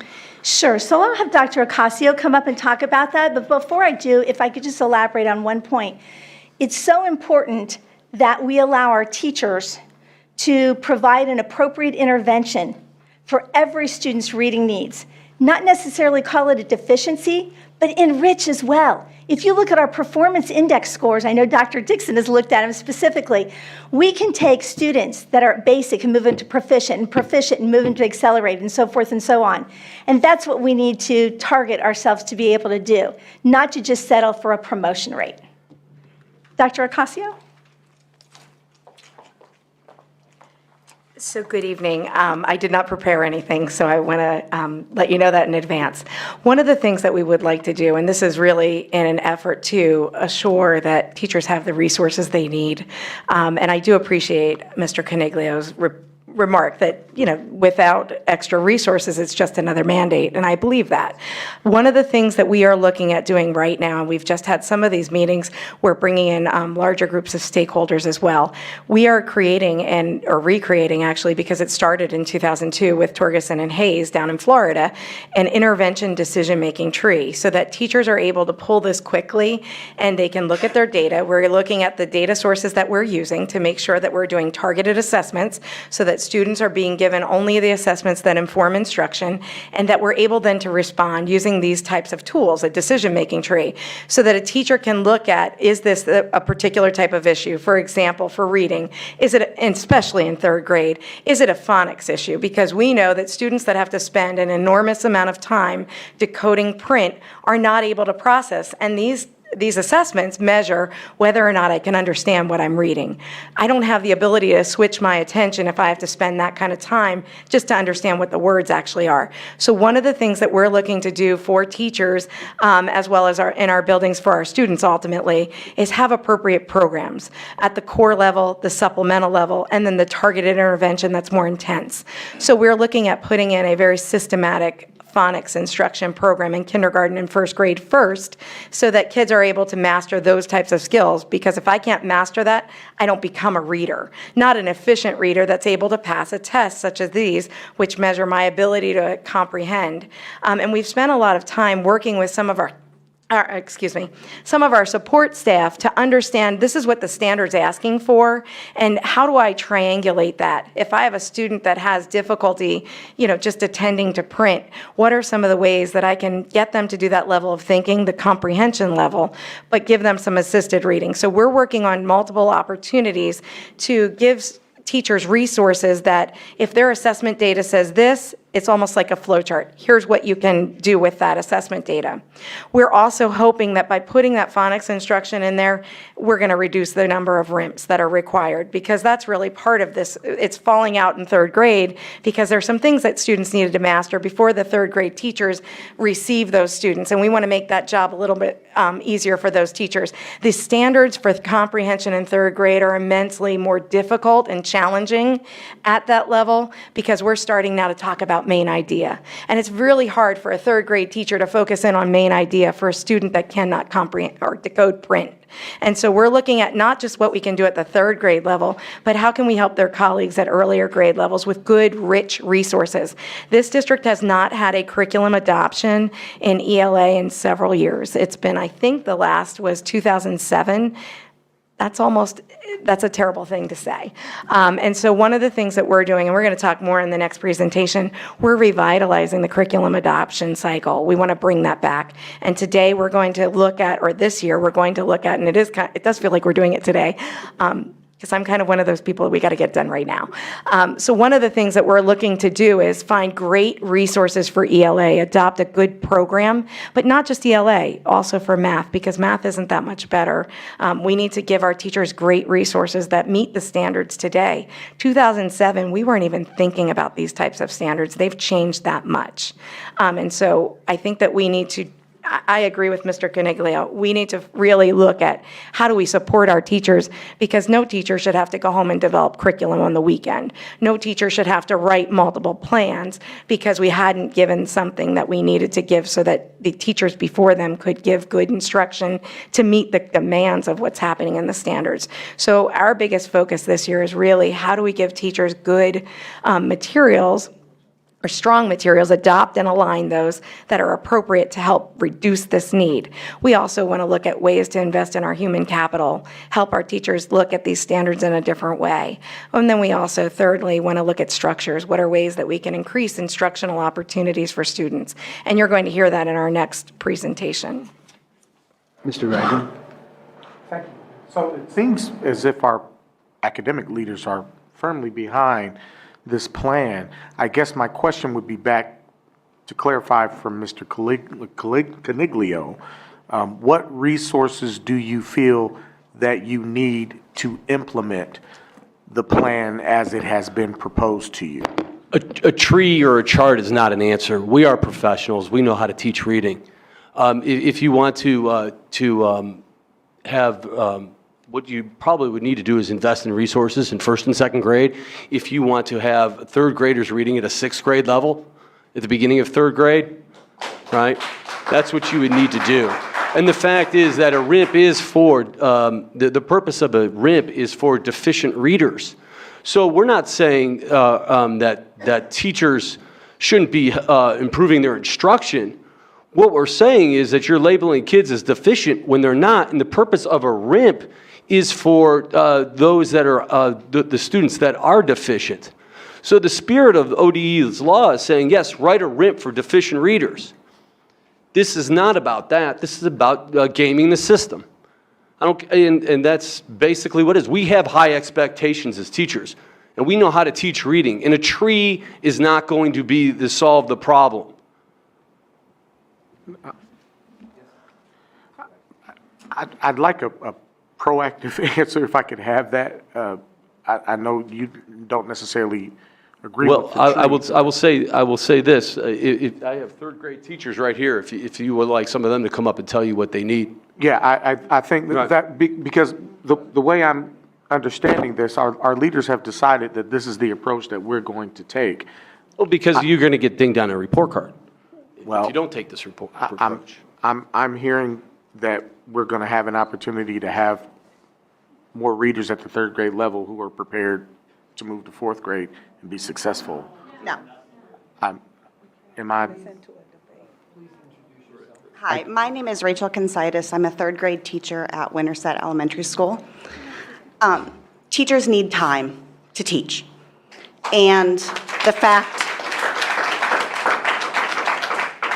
that we all have our entire classes on RIMP plans now means that we are spending our time filling out bureaucratic paperwork instead of planning lessons. We have wonderful reading programs and materials in our buildings. We have had high-quality professional development on how to teach reading from Ohio State University and Literacy Collaborative. We do not have time to plan small group lessons and to use the information that you guys have paid for us to get. You guys have paid for us to get tens, hundreds of $1,000s in professional development from Ohio State through the years. We can't use that knowledge because we're filling out paperwork. I estimate it probably takes me, and I'm good with computers and I'm fairly quick at filling these out, about 30 minutes to write a single beginning of the year RIMP plan for my students. I have 2 classes because I team teach. So that is 16 to 20 hours of paperwork that I have to do that takes away from my students, takes away from interventions of the students who actually need it. I have 3/4 or more of my class on a RIMP plan that should not be on a RIMP plan according to the Department of Education. But because they are on a RIMP plan, I have to progress monitor them every 2 weeks instead of instructing them. Which means when I have to spend all this extra time progress monitoring students who are not off track, they are on track, I can't provide intervention to my students who are scoring in the 1st and 2nd percentile on MAP, who desperately need one-on-one intervention from their teachers, and their teachers do not have time because we're filling out useless bureaucratic paperwork that we should not have to. Any questions? Questions? Board Member Gibbs? President Baker, I was going to suggest while we're hearing this conversation that we invite Ms. Benita Smith to who's already at the podium, to just, so we can respond all at one time. But you're already there. Good evening. I was speaker number 5. She's speaker number 5. So good evening, President Baker, Vice President Cole, Treasurer Bahoric, Auditor Smith, members of the board, and Dr. Dixon. My name is Benita Wright Smith, and I've been a teacher for Columbus City Schools for 31 years, and I am currently a third grade teacher. As you have heard my colleagues and Mr. Caniglio state, my purpose here is to talk about the cut score being raised from 181 to 212. They have already mentioned how this puts children who are deemed on track now as off track. This creates a lot of, my notes are all, I had points laid out, but they've covered most of them. But again, this now requires that every single third grader in this district is on a RIMP. Every single one. Third grader is on a RIMP. The process, as Rachel said, is a minimum of 30 to 45 minutes per student to create this RIMP that is 5 pages long, whereas in other districts it has been, it is 1 to 2 pages maximum. So not only is our RIMP being now given to every third grader, it is now twice as long as other districts who have a lower cut score of between 181 and 191. So our teachers are doing more work for students who don't even need to be on a RIMP. This also creates frustration with parents, as our Somalian community members just shared with you how they do not feel a part of this community. The RIMP is only available in English. And so we send a letter home notifying parents that their student is on a RIMP that they cannot read. The RIMP is not available in Spanish or any other language other than English. And so this takes teachers, if we're averaging 45 minutes per student with a generous class size of 25 students each, that's 18.75 hours for them to complete. And this is not happening during our contractual day. So this is 18 hours that teachers are spending outside of their workday to create a document for, quite frankly, for students who don't necessarily need it. And I have witnessed students who are now going to increase their anxiety level because now they have thought this time that they are a proficient reader, and now they're being told that they are not. And so these students become physically ill when it is time to take these tests. They cry. I witnessed a student this summer at summer school who, when he found out he did not meet the cutoff score after the 6th attempt at taking this test, tell his parent that he was sorry that he was letting them down. And no 8 or 9-year-old child should have to feel the burden of telling their parent that they are sorry for letting them down for not passing this test. And so I have 1 minute left, but third grade was my favorite grade when I was in school, and it has now become the least popular grade in this district to teach. There are teachers who have taught third grade previously who are literally, when postings come up, are trying to get out of third grade because of the requirements of the RIMP, because of the requirements of the 3G RG, and because of the stress that it puts on students, teachers, and parents. And so we are now going to spend our time that we could use for planning, valuable instruction, and intervention for students who actually need it for students who do not. Thank you. Are there clarifying questions for Ms. Smith? Mr. Brown? Mr. Brown? Ladies first. Board Member Adair? Have you? Mr. Cole. Vice President Cole. How Thank kind. you. Thank you, Mr. President. This, again, much like Mr. Adair's question, will be directed to you to be answered by the administration. What is the actual percentage of students who would otherwise qualify for a RIMP? What is the actual percentage of students who actually need this service, these additional resources, in comparison to what is being asked for now for all of our students? We'll get that for you. Thank you. Thank you. I guess as I listen to this discussion, there's a couple of things that occur to me. Number one, perhaps most important, is that I love that we are using this time to talk about kids and what's best for our students and what's best for their education. That everybody in this room, everybody that has spoken, is united in wanting to make sure that our students are learning and well prepared and doing the right things for them. That's a great starting point. It's a great starting point for what school board meetings should focus on. At the same time, and I said this to CEA when I first heard about this matter, and listening to the discussion, I have the same feeling, is that as well-educated as I am, law degree, post-judicial training, all kinds of things, I am not equipped to answer any of these questions. That is not our role. Nobody here is a professional educator like you are, like our administrators.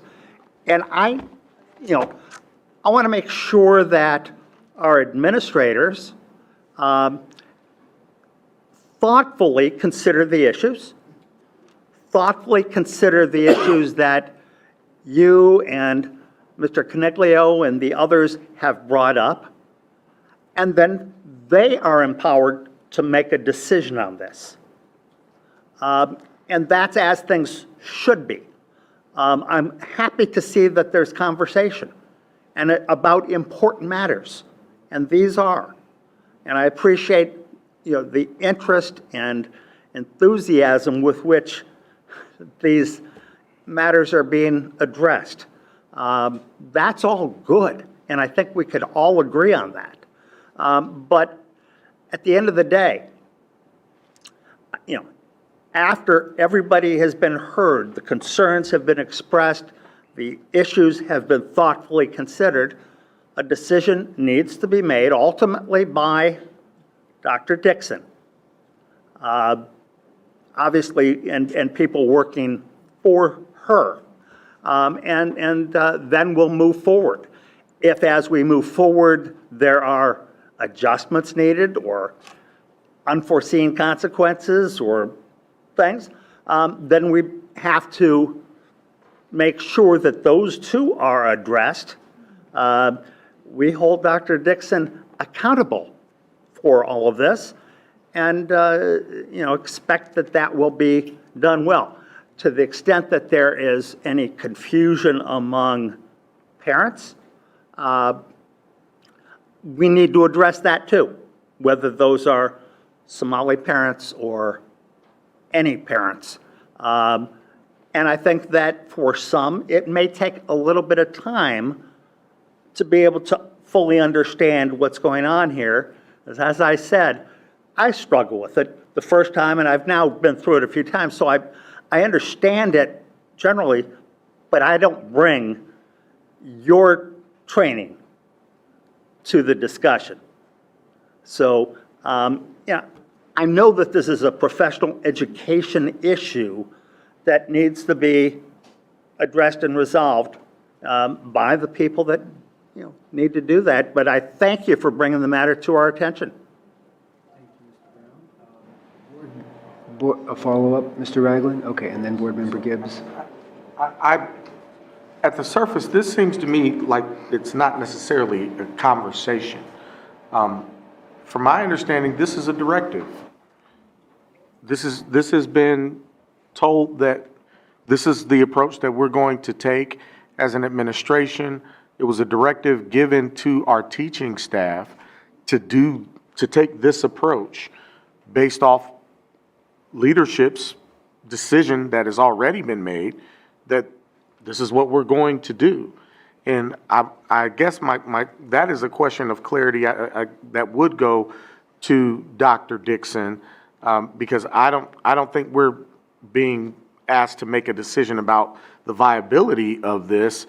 I think we're being asked, to provide the resources necessary to make this go the way that our superintendent intends for it to go. And I think that's kind of my question of clarity here, because I don't think this is we're making a decision about whether or not we're going to do this now. That decision's been made.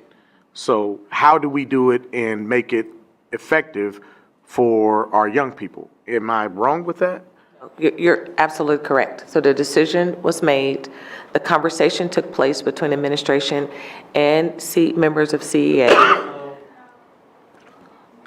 Please proceed, Superintendent.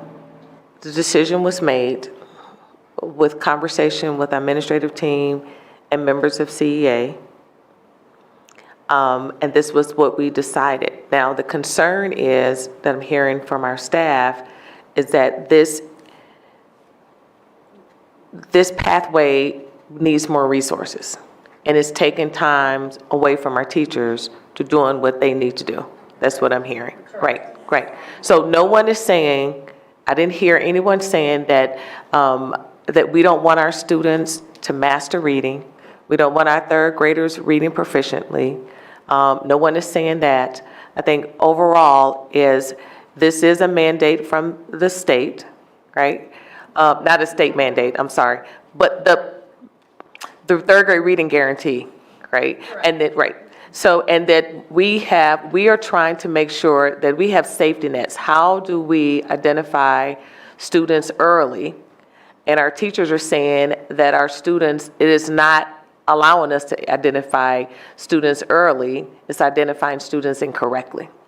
Well, it's also saying that we have increased and there's nothing wrong with increasing expectations. Right. But to raise it 31 points, Right. so that a beginning of the year third grader is now expected to meet a beginning of the year sixth grader, where some of our sixth graders are not even reaching a 212, Right. I think is quite unrealistic for our students to reach. In districts across Central Ohio, the cut score ranges from 181 to the highest of 191, and we are at 212. Right. We are at 212 with no additional resources for Correct. So- teachers to complete. Exactly. So I The think that's rents. right. So we're not saying we want to lower expectations, we want higher expectations, but we need the resources to go along with this. Is that what I'm hearing? But I'm also saying that one of the most wealthy counties, their cut score is 191. And we are a large urban district with a significant poor population of students, and we have raised the cut score higher than some of our most affluent students in the state of Ohio. So I think our students clearly start at a disadvantage from their zip code and to even meet the 181, and now we are expecting that to go 31 points higher than our resources allow. And by resources, I mean time for teachers. As Rachel stated, we are now going to have to progress monitor every student every 2 weeks. And that is on a district-provided test, but it's every 2 weeks. So I have 23 students. 4 or 5 of them technically do not need to be on RIMS because they have met the cut score of 181. So now I'm going to add them to an assessment that they probably really don't need. Is it good to check their progress? Absolutely. Right. But to now be required to do that every 2 weeks when I've got 16 or 17 other students who need more intervention and more of my time in planning instruction, they're not going to get that. Right. And as you and the other teacher before have articulated, and John, it is not our intent to bring hardships on our teachers. That is not our intent. But that's what is happening. Right. And I hear that, but it's not our intent, right? But we are saying that we want to provide our students with the best. If we need to go back and say, you know what, we need some additional resources, and then we have that conversation and provide the resources. If we haven't done that well, then we need to go back and have that conversation again. And we keep having the conversations until we get it right. But I don't want anyone in this room to think that we are setting expectations that our kids can't achieve, right? And I know that's not what you're saying. But I hear you, and I hear you saying, listen, we want additional resources, we want more time, we don't want to spend our weekends doing this when there are some other approaches that we can take. As Dr. Ocasio stated, we're going to go back and look at curriculum. There are a lot of things that we can do for next steps, and we will take those next steps. We will have Dr. Klein, we would convene a team. If you would like to serve on that team, we'll have some other members of the team, of our administrative team, serve on that team until we get it right. Thank you. I appreciate that sentiment, but at the end of the day, you do have teachers who have added burdens of completing these. We did. We had a day off from school today, and there are a number of teachers who spent their day working on RIMS. We have 60 days to complete those from the time that students are diagnosed, and so you compound that 18 hours on top of your contractual day, your family obligations. You have added stress to teachers. So we acknowledge that the decision that we've made may not have been in best interest of all parties. We've acknowledged that. And we've acknowledged that we're going to go back. We're going to have some conversations with teachers at the table. with our team to come up with another solution, right? So if we can commit to that, and whoever wants to volunteer and sit on that team, I see somebody raise their hand, thank you. And we would get our team members to gather their names, and we'll set up a meeting, and we'll go back to the table. But at the end of the day, we want just like you, we want our students reading. You know, when we look at our performance scores right now, our students are not reading proficiently. They're not. And so we have to, one, face the brutal facts of where our students are. That's why one of the strategies this year is to go after reading and mathematics, right? Because we know where our students are district-wide, but we also know that our students can do better if we have the right strategy and the right resources. And that's where we intend to do it. If we have to, and I hear talking, I'm just, disrespectfully, we just kind of keep our comments into the end. But if we can continue to work together, that's it. Work together with the strategy that we're going to make sure that our kids have everything that they need, and to make sure the staff have everything that we need. That is the way that we will become the best district. And if we can do that as respectfully and professionally from here on out, whatever happened in the past is the past. But we can do this, team. I know that we can do this. We have the right people in the right places to get this right, and we will. So again, please sign up who wants to come and sit with our team to develop next steps. I see some volunteers. I hope you have 30 years in this. You know it. 31. 31 years. Thank you. I just want to get that Thank you. one Right, in there. but get it. But you have 31 years of expertise. These mandates, as Dr. Ocasio stated, I mean, they are what they are, right? So there's on one hand, but the other piece is we know that we want what's best for our kids. We know that we have the teachers who can make sure that happens. We just got to come together and work together on what that plan of execution will look like. And that's what I'm asking us to do, and do it together. Thank you, Mr. Coniglio, for, hold just a second, just thank you for continuing to working collaboratively with us. I thank you for your advocacy, even though we don't always agree on everything, but I know that you and Phil are working on what's best for our teachers, and we're all working on what's best for our kids. So even when we don't agree, please, let's continue to dialogue and work on next steps, but know that we all have the same end goal in mind, and that's the best academic performances of our kids and support for our teachers. So, Dr. Dixon, let's just be clear. I think everything that you said is great. However, remember that the sole purpose of this change was... President Coniglio, please suspend. President Coniglio, please suspend. I thank you. You out of order. All right, colleagues, are there any other clarifying questions for Ms. Smith? Clarifying questions for... Thank you, Ms. Smith. Thank you. Yes, ma'am, Ms. Gibbs. Thank you so much. And not for you. Thank you. Thank you very much. Thank you very much. And I appreciate all of you and all of your concerns. This is my question. Dr. Dixon, and my question for...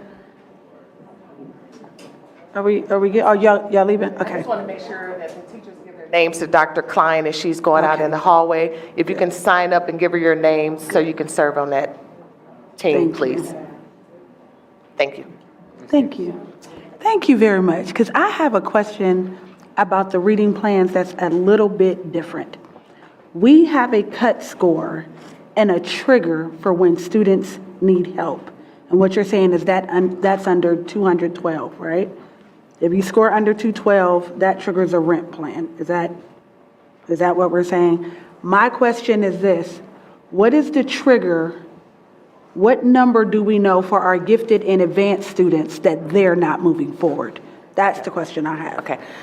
Thank you. So I'll note that and give that information. You'll bring that, because as we're talking about reading plans, I want to make sure as we're catching our lowest performing readers, I want to understand where do we catch where our gifted and advanced readers are being stagnant and we're not moving them forward as well. So in that conversation, could you bring that back? And I know we have a very robust academic conversation that I really do want to get to and want to understand that data and that strategy as well.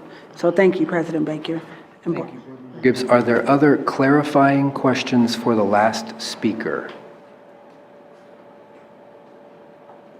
Board Member Adair. I would like to ask Dr. Dixon, in considering adding teachers to this group who may not be in the room, who have been doing full class RIMPs for several years, because I understand that there are schools in our district that this has been an everyday practice for them. So making sure their voices are included, I think would be helpful. Are there any other clarifying questions for the last speaker? Okay. Thank you to all of you who came down to address the board this evening. We appreciate you taking the time to do so. And that concludes public comment. Next, I'd like to turn to an issue that I know is weighing heavy on all of our hearts, and that is the passing of Elizabeth Robertson Rutland. Lizzie, as she was known, was a student at Sherwood Middle School. She was bright, caring, outgoing, and beloved by her classmates, teachers, and staff at Sherwood. Today was her celebration of life service.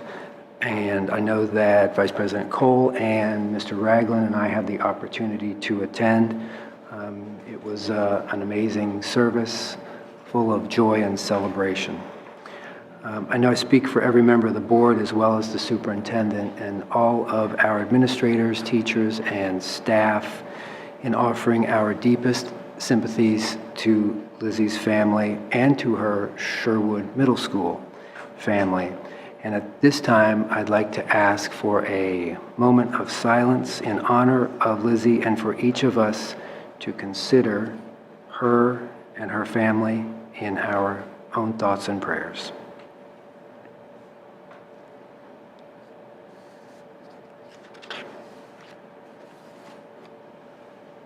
Thank you.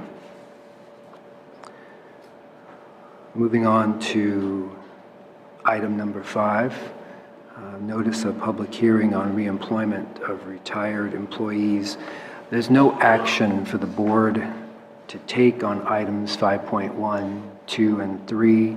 This is state mandated notice of the public hearing for the employees who are named on the agenda.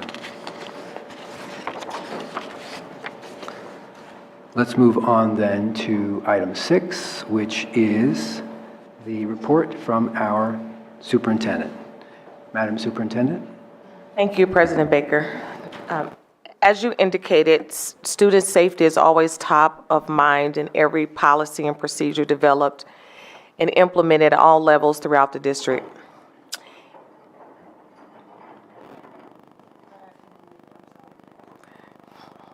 And indeed, as it pertains to the safety of our students walking to and from school and bus stops, this is an ongoing effort, not a one-and-done decision, but rather a constant review process by multiple district departments. So on Friday, September 20th, I convened a multi-department team to discuss ongoing safety policies and procedures and to review possible next steps. This included the directors of safety, transportation, operations, and communications. As a result, we are developing a 3-point plan to implement, and this 3-point plan includes the following. First, we're going to expand bus safety training in the K-12 curriculum. Currently, we train all K-3 students on bus safety at the beginning of the school year in alignment with the Ohio Department of Education guidelines. However, we believe increasing this curriculum for all students is in order. Second, review our safe routes to school. We have had ongoing discussions with the City of Columbus, including the mayor and his cabinet members, department directors, and city council. As recently as yesterday afternoon, our directors of safety, transportation, communication, and legislative affairs joined a conference call with the members of the mayor's office, Department of Public Service, Safe Routes to School coordinators, and communications. Among a number of strategies, it was agreed that quarterly meetings will be established with safety, transportation, public service, and communications for ongoing review of data to determine best policies and procedures impacting safe routes to schools, including sidewalk gaps. We have reviewed the city's policies and plans for investing in sidewalks and pedestrian safety. As you know, in many cases, many communities and neighborhoods that lack sidewalks in which our schools are located were developed before they were annexed into the city of Columbus. And at the time of development, sidewalks were not required. The city of Columbus has planned for filling these gaps project by project as the city identifies the priority needs and funding sources to do so. Last week, my office provided you with an overview of how the city determines areas for sidewalks installation and their current capital improvement plan for doing so. In your briefing packet today, an additional one-page supplement has been provided by the city about determining needs for sidewalks and other safety infrastructure. We also will be exploring funding for a CCS and city partnership to provide safety reflectors, vests, or other safety items to the students that we transport. We will explore if grant funds are available and city and CCS funds.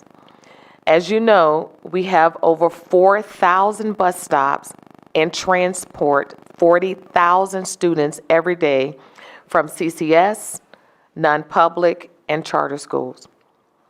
We're exploring the possibilities of sidewalks in key business areas like McNaughton, in which it may be sometime before sidewalks can be added by the city.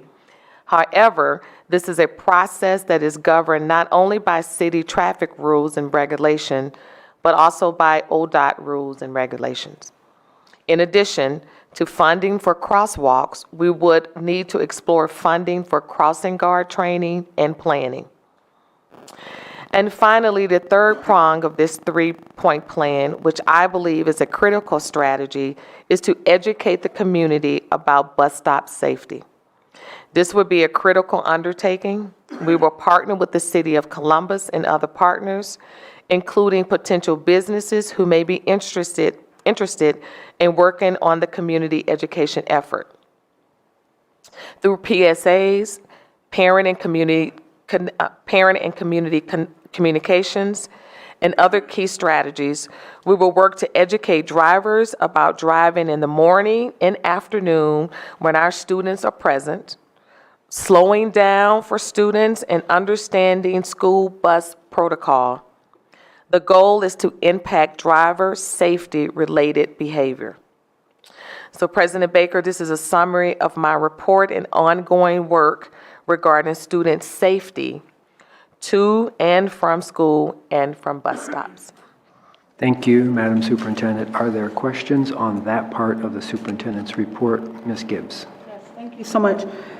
Thank you for the due diligence on that. As you know, bus safety, pedestrian safety is and has been one of my number one priorities at the table. A lot of this has rocked our community the same way it has hurt us in years before, when we lost a Woodward Park student, when we lost the Briggs student, when we lost a number of children throughout the years, whether it was crossing or the lights not being on. When can we expect the report back to the community? We have a very big fear in the greater community that this is going to end up in reports and task force, and there won't be any tangible action. What can we tell the community of when we can expect it, or how will you plan to keep us updated on the progress so it doesn't die and it's death by meeting. Thank you. I will continue to update you weekly. We have several things in motion now, and once they are confirmed, I would immediately notify the board. But our goal is to make sure that we put some things in place immediately, and we've been working with the team, and the city has been a great partner in this work. And we're going to do what's best and what's right for our students, but all the students in the city of Columbus, not just Columbus City Schools, but in the city of Columbus. I want to take this opportunity to thank our bus drivers and to recognize, and I know in fact we lost one last week, so our condolences to our transportation team, and thank them for the thousands and thousands of routes that they do every day. And we know that this, of all the things you do, it comes down to this one big piece, and it seems as if though they're not taking advantage. But as you continue your report, I would ask if you would provide for us and for the community ways they can volunteer from where they are to be crossing guards or provide bus safety in the interim. If you provide doors and opportunities of engagement, and I know we have an amazing director of partnerships in Alicia Gillison, but both you and however, I know we need mentors, but if we need people on the street, just tell the community how and when they can help, and we'll make sure we get the word out, and I know you'll get out the word too, because people always ask, what can they do? In this instance, I want to give them an answer. Thank you. Thank you. Thank you, Ragland, and then Mr. Brown. Thank you. I question, and I believe this may go to Director Smito, who may be able to take these questions back to the administration. How are school zones prioritized in the capital budget process? Where are school zones currently within the capital budget? So if you've got 50 projects that are ranked within your capital budget, where specifically are our school zones and the creation of safe routes in that capital budget process? Where are they ranked? We'd like to have that information to our educators. This is an opportunity to educate our students on the capital budget process. This is about civic engagement. In other cities where incidents, tragedies like this happen, these types of projects get moved to the top because of the advocacy that is created by the residents in those communities, because they know and understand the process. I want you to hear me clearly when I say that. And what we need to do is educate ourselves about the process by which we can get from having meetings, like Board Member Gibbs has mentioned, in death by meetings of projects, to advocacy to those individuals that make these decisions and move these projects forward. I will not stand for another life to be lost. And so let's educate ourselves on the process by which we can get this done. We have 50,000 students and their families in this district. Let's be educated about the process, and then let's act on what we need to do to make certain that our school zones and safe routes to schools are our priorities. I understand the work that has already been done. Thank goodness for the PSAs that are happening. But we need to mobilize, educate ourselves, mobilize, and act. So Director Smito, if you could get that information for us so that we know where our school zones rank in the capital budget, and any information that we can use to talk to our students and their families about the capital budget process, that would be very helpful to us. Thank you, President Baker.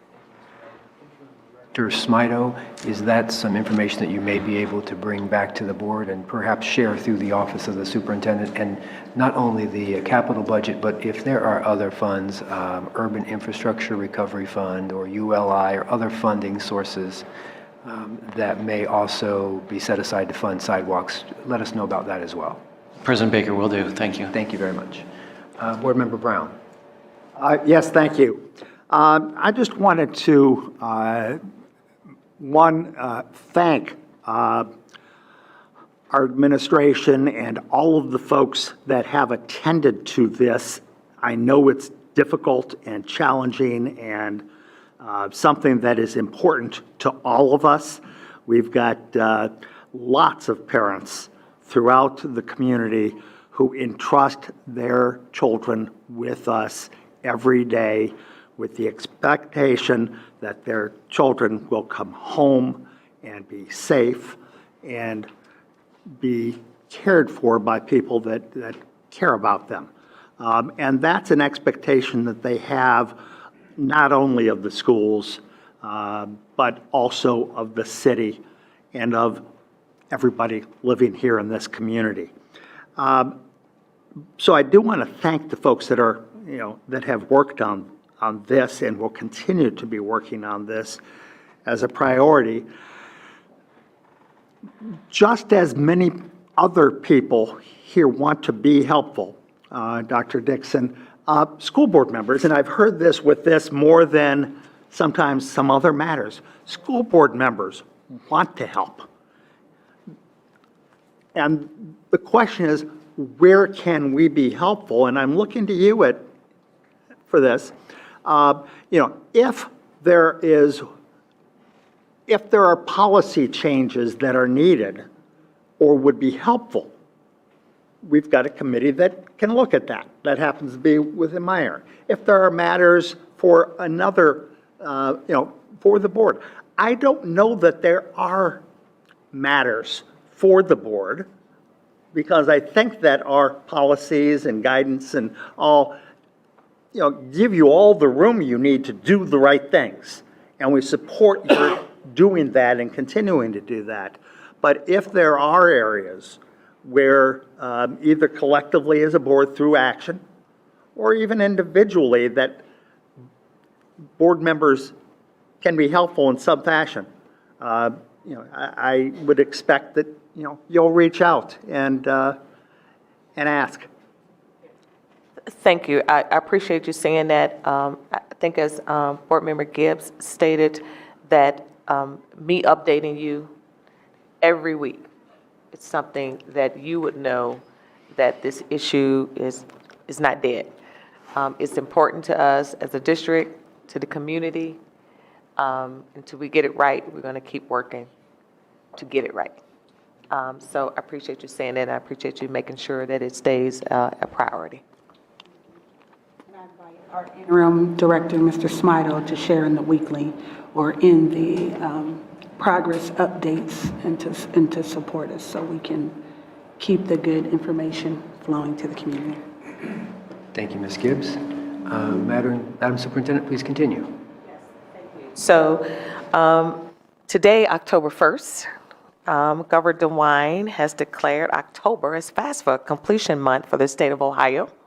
It was mentioned earlier.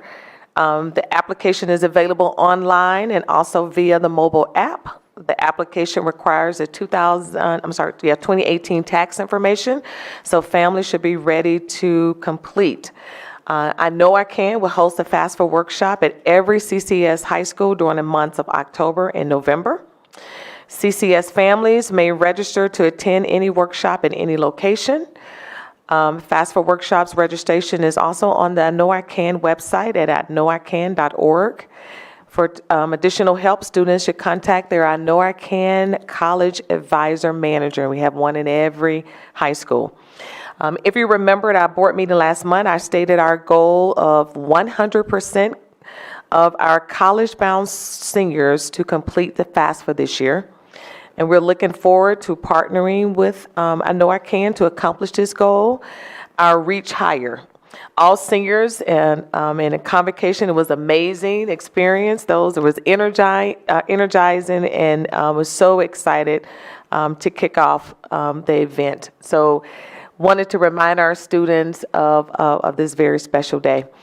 And then last, I asked the board, could the first meeting of the month be dedicated just to me, and if my colleagues didn't mind, if they didn't present, if I just presented on the first Monday so that we could have more time to discuss these strategic priorities. So tonight we're going to start that. I have a team of 3 that are going to come up, and we're going to have a data presentation.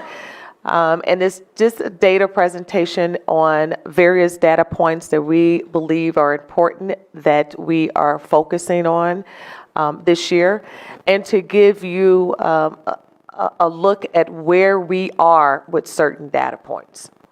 And then the next step is what we're going to do and the results that we expect to receive. So we're going to start with Dr. Michelle Klein, and then we're going to have our new CAO, Dr. Tracy Ocasio, and our new Chief of Transformation and Leadership, Dr. Angela Chapman, would join, and the 3 of them have a presentation. And after the presentation, if you have any questions, please feel free to ask, and that you would see this as a ongoing strategy that I would like to take at our board meetings, that we can dig deep into this work and that priority list that you gave me this 1 year to focus on the priorities. And I would like to take these meetings and really dive deep into those. So thank you for allowing me to have this time, and thank you to my colleagues for allowing me to take this meeting to do that. Dr. Klein. Thank you, Dr. Dixon. It is indeed my privilege this evening to share with you a very high overview of the local report card as released last month, some very important data sets, and the acceleration of our school improvements, which will be shared by my teammates, Dr. Angela Chapman, Chief of Transformation and Leadership, and Dr. Tracy Ocasio, our new Chief Academic Officer. So here's the 2018-19 report card overview as you know it. The 6 components are listed there along with an overall grade of a D. Just keep in mind, someone just asked me the question about our ELA. We have 8 ELA academic indicators, and just so you know, out of those 8 ELA academic indicators, we did not achieve any of them. We had a range in score of 46% proficient down to 30% proficient for ELA. So let's take a look at those report cards as far as a district-wide count of letter grades. And this is from the overall letter grade. And you may remember that last year was our first year to have an overall letter grade. We had 0 A's, 3 B's, 34 C's, 40 D's, and 32 F's. In addition to the overall report card grades by building that you can see on the screen in front of you, you also have a handout in your Board of Education data folder specifying the schools who were given improvement status notations, as well as the schools who went from state designation schools of priority to focus and to independent. I think a lot of these schools deserve some great shout outs. So it's exciting to see all these schools move out of priority improvement status. Those schools are Highland Elementary, Leawood Elementary School, Champion Middle School, East Columbus Elementary School, Fairwood Elementary School, Wineland Park Elementary School, Mifflin Middle School, East Linden Elementary School, and South Mifflin STEM K-6. There are 3 components on the local report card in which we have showed marked improvement. They are the gap closing, an achievement indicator, and graduation rates. I'm going to illustrate for you the improvement on each of these components by the next several slides. Schools must close the achievement gaps that exist between groups of students that may be based on income, race, ethnicity, or disability. This component shows how well schools are meeting performance expectations for our most vulnerable students in English language arts, mathematics, and graduation. The green highlights show you the student groups which either closed the gap to gain points or had a value-added gain index to post points for English language arts. There's lots of green up there. The gap closing component compares the academic performance of each student group against the expected performance goals for that student group to determine if these gaps and whether or not our improvement is occurring. In the state guidance, you will find a reference to subgroups. We actually prefer the term, bless you, of student group to that of subgroups, as there's a negative connotation with the word sub, which means below or beneath or imperfect. In Columbus City Schools, all of our student groups are important to us. A new element to this component, English language proficiency improvement, measures the improvement of our English language learners that they're making towards English language proficiency. This slide shows you our gap closing and value-added gains by student groups for mathematics, which earned points for the gap closing component. And next, this slide shows you our gap closing for graduation rates. Note here that our Black, non-Hispanic, multiracial, economically disadvantaged, and students with disabilities superseded their graduation goal rate by the state in order to gain additional points for our district to close the graduation gap. Please pay particular attention to this slide. We actually had a preliminary grade of an A. An A is an apple on the gap closing. However, we suffered an automatic deduction of one letter grade because in one student group, the American Indian/Alaskan Native, we had a 93.2% participation rate instead of the expected 95%. This resulted in our overall gap closing component grade moving to a B. A very special congratulations and shout outs need to go to our schools with improvement in the gap closing components of 2 or more overall letter grades within 1 year, or those in the A category. Alpine, Avondale, Binns, Broadley, Cassidy, Cedarwood, Centennial High School, Clinton, Coleraine, Columbus Afrocentric Early College High School, Columbus Alternative High School, Columbus City Prep School for Girls, Columbus Iota 6 through 12, Columbus Spanish Immersion, East Linden Elementary School, Eastmore, Fairwood, Forest Park, Gables, Highland, Hubbard, Mastery, Independence, Indian Springs, Ennis, Leawood, Marion Franklin, Mifflin, Northland, Northtown, Oakmont, Old Orchard, Parkmore, Parsons, Scottwood, Siebert, South High School, South Mifflin STEM, Stewart Alternative, Trevitt, Valley Forge, Valley View, Walnut Ridge High School, Watkins, Westgate, Windsor STEM, Winterset, Woodcrest, and Woodward Park Middle School. Those are a lot of schools that closed those gaps. Congratulations on that B. The next improvement was shown as an academic indicator. We earned 1 out of 26 indicators. It was the indicator of the end of course retake improvement. We needed to get a 25%, and we got exactly that. The next component is the component of graduation rate. It is not only important to our students, but this component is especially to our community at large as well. The 4-year graduation rate contributes 60%, and the 5-year graduation rate contributes 40% to the total component grade. Our 4-year rate was previously an F, but has risen to a D. Our overall component grade remained a D both last year and this year. These rates we know are unacceptable for our students in our community, and we're changing that. Graduation rates are always 1 year in the rears. As you can see on the bar graph in front of you, our district's 4-year graduation rate is above that of other districts labeled similar districts, which include other urbans in Ohio. However, it is below the state average in both the 4- and 5-year graduation rates. Special emphasis was placed on this component over the last year. We will see a surge in this component during our next report card cycle, but we must continue our diligence as the legislators continue to change our graduation pathways. We must do everything in our power to change this trajectory and give the light of hope to all of our students. Fast forward, this is the really good news. To our data, our preliminary data for the fall of 2020. I know you're sitting there looking at me like, wait a minute, the report card just came out. How can you be predicting this? Well, remember, graduation is always 1 year in the rears. So I can already tell you what our 4-year and our 5-year rates are. And I can already tell you that based on this preliminary data, We will continue to have a D on our report card for our four-year graduation rate, but we will move to a C on our report card for the five-year graduation rate for the fall of 2020. Although our component grade for graduation for next year's report card will remain the D, we need to give a huge shout out to the following schools who improved their four-year graduation rates from 17 to 18. Briggs, West, Independence, East, Marion Franklin, South, Centennial, Columbus North International, Beechcroft, Mifflin, Northland, Fort Hays Arts and Academic, and Linden McKinley STEM. Our five-year graduation rate improvements from 17-18 shout-outs go to West High School, Walnut Ridge, Marion Franklin, Centennial, Whetstone, Columbus Afrocentric Early College, Columbus Alternative, and Linden McKinley STEM.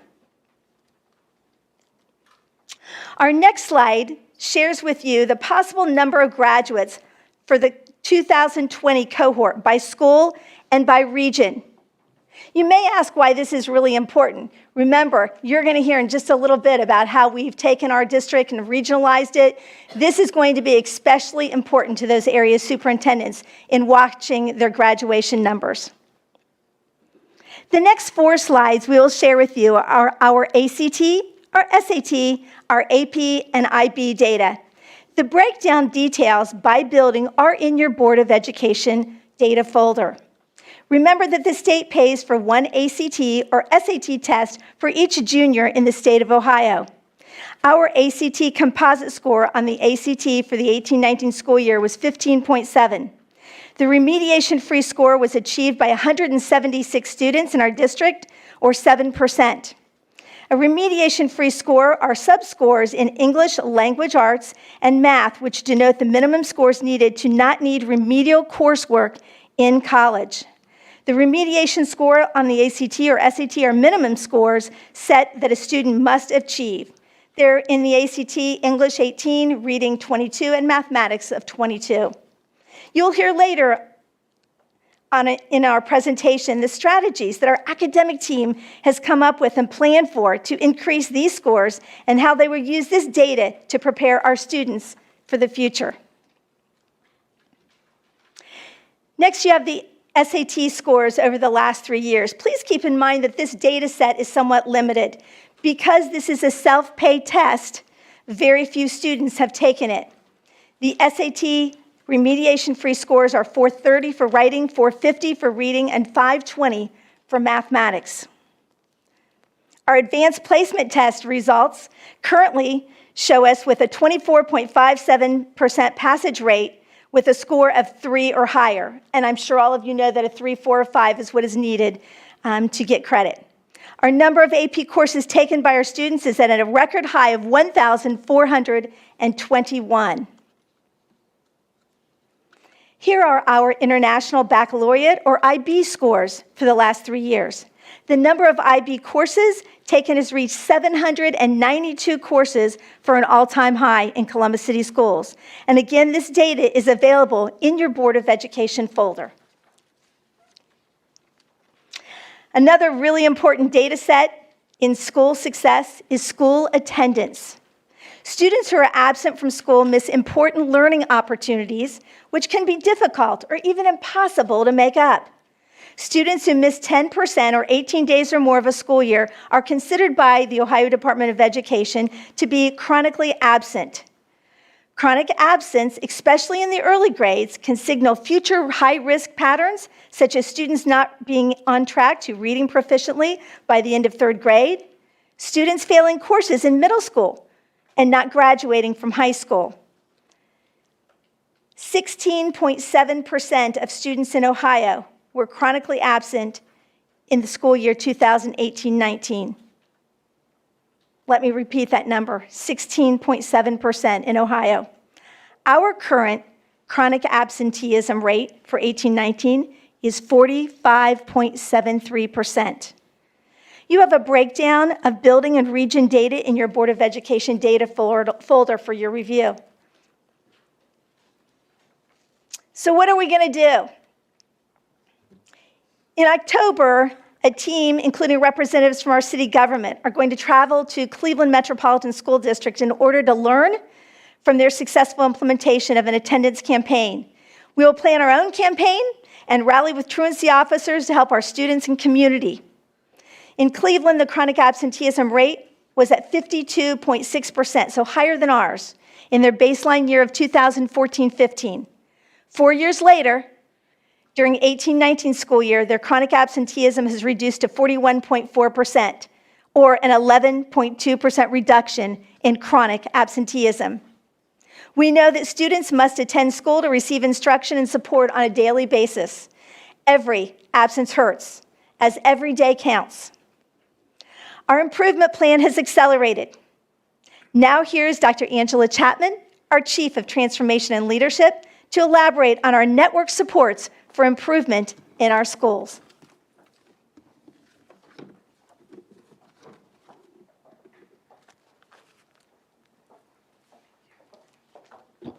Good evening.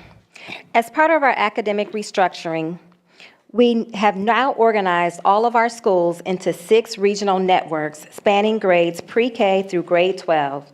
As a next step, we also recognize the need to realign key central office supports and resources around the new regional structure. Each region will now have designated staff supports in key areas. Area superintendents will lead regional network support teams.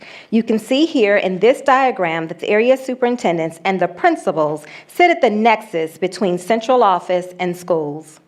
The area superintendents will be empowered to guide and direct support to schools in ways that meaningfully address concerns and amplify their strengths. These supports include, but are not limited to, job-embedded coaching, professional development, planning, modeling, and technical assistance. CCS has many school supports beyond those in the network, including early childhood and gifted coordinators, safety and security specialists, and area treasurers that will work directly with schools aligned to each region. We are also working to identify additional resources for truancy officers to support our attendance work that Dr. Klein has just highlighted. Again, our ability to deploy supports and resources from all offices to our schools in real time allows us as an organization to be more nimble and responsive to school-specific needs.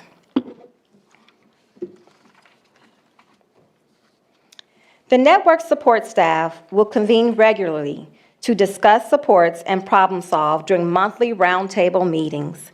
These meetings will also serve as an opportunity to collaborate and share strategies and information across multiple central office teams, norm on common expectations, respond to the needs of schools in real time, and check in on our progress towards meeting our goals. These monthly roundtable meetings will also provide us with regular cadence to progress monitor our school improvement work that is grounded in the Ohio Improvement Process. Anchoring the network supports to the school's improvement plan will ensure that all of our efforts are focused and aligned to our key strategies that will drive and accelerate improvement in our district. At this time, I'd like to introduce Dr. Tracy Ocasio, our Chief Academic Officer.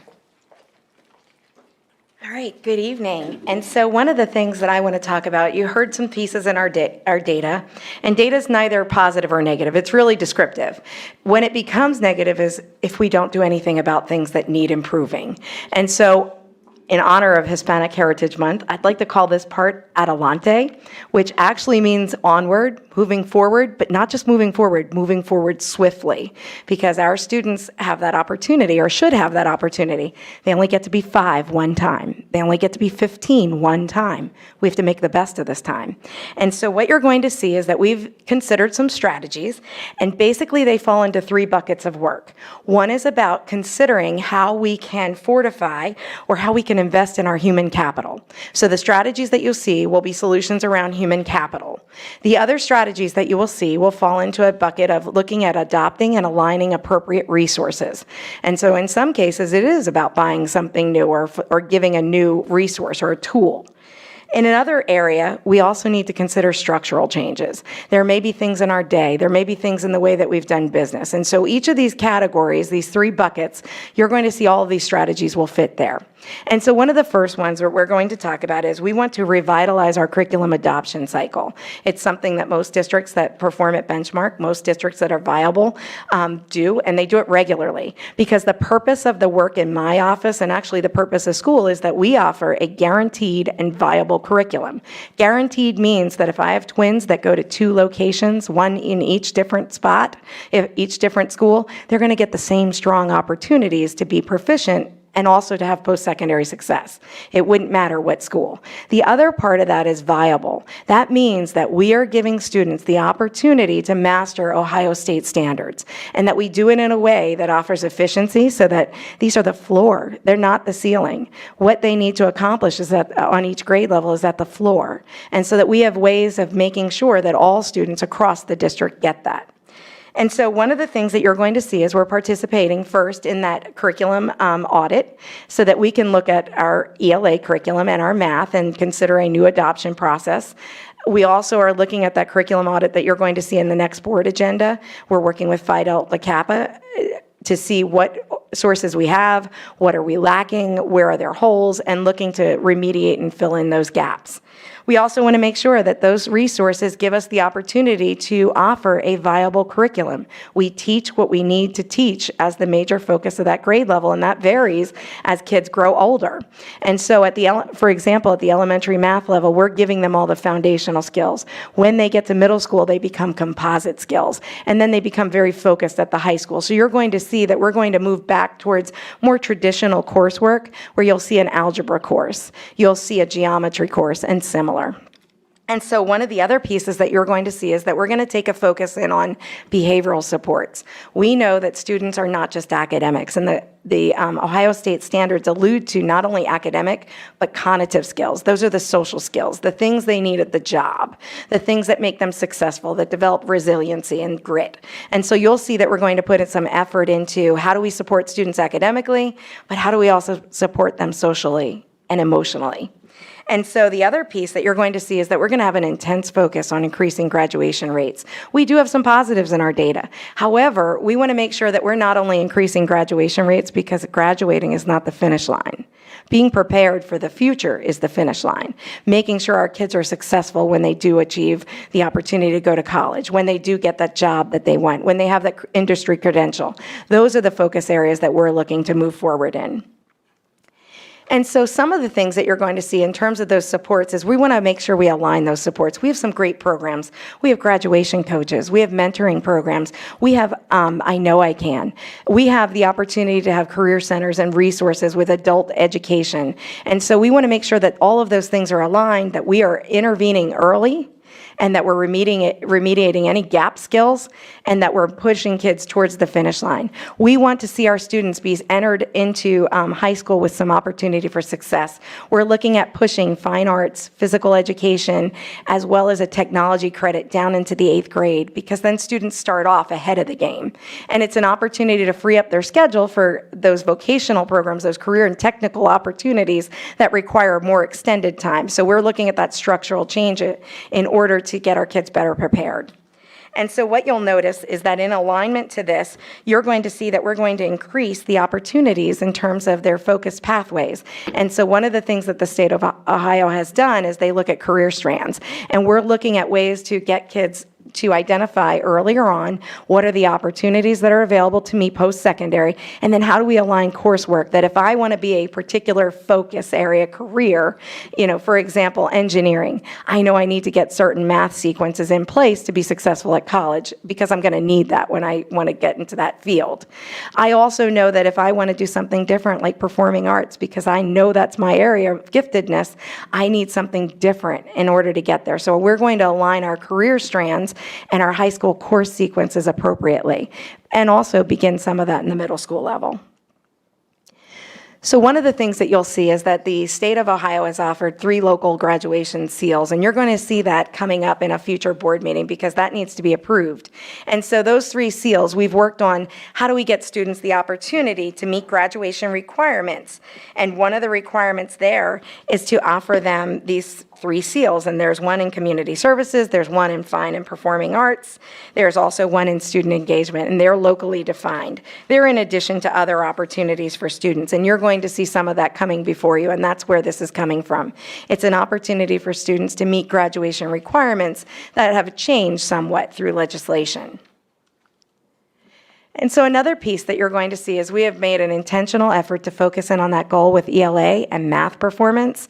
And so you're going to see that we are offering up not just a multi-tiered system of support and making that robust to help support the academic work in ELA and math, but we're also going to look at it from the behavioral side. So what's the core program that everyone gets? What is then the supplemental instruction for students that are having difficulty meeting the objectives at their grade level?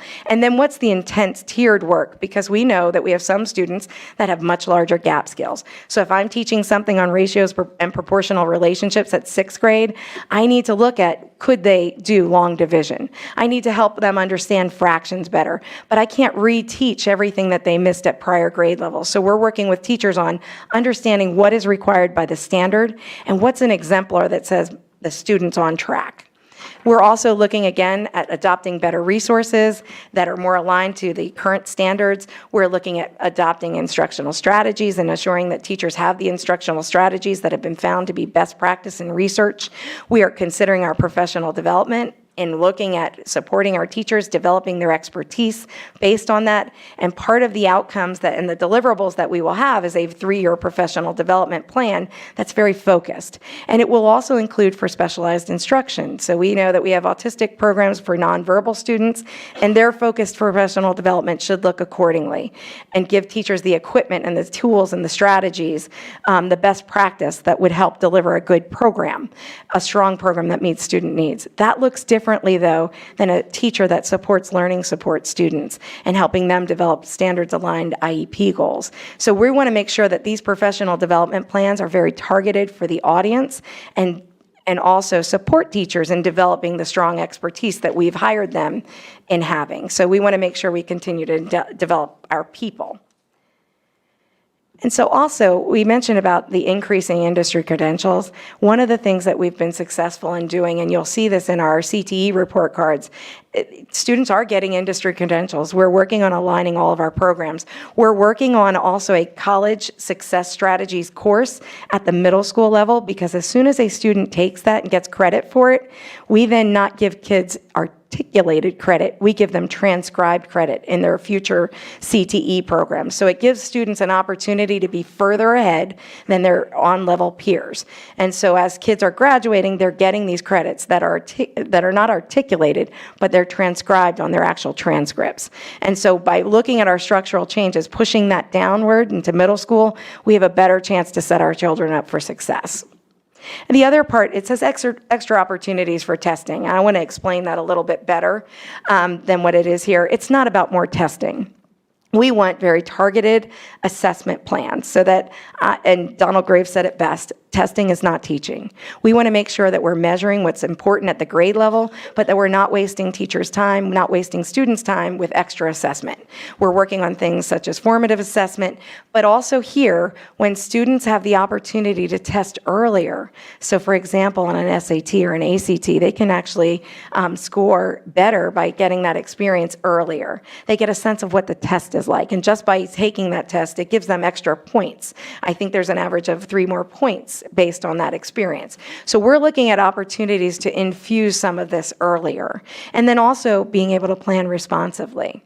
We're also looking at other opportunities where we can expand our credentialed programs to give equity across the system, so that in each region we have a STEM type program. In each region we may have some other type of program, whether it's construction, so that students have the chance of getting that experience, because I know that's what I want to do after graduation, then I have the chance to actually receive that opportunity. And so we're looking at equity of those programs, making sure that every high school offers the same core curriculum.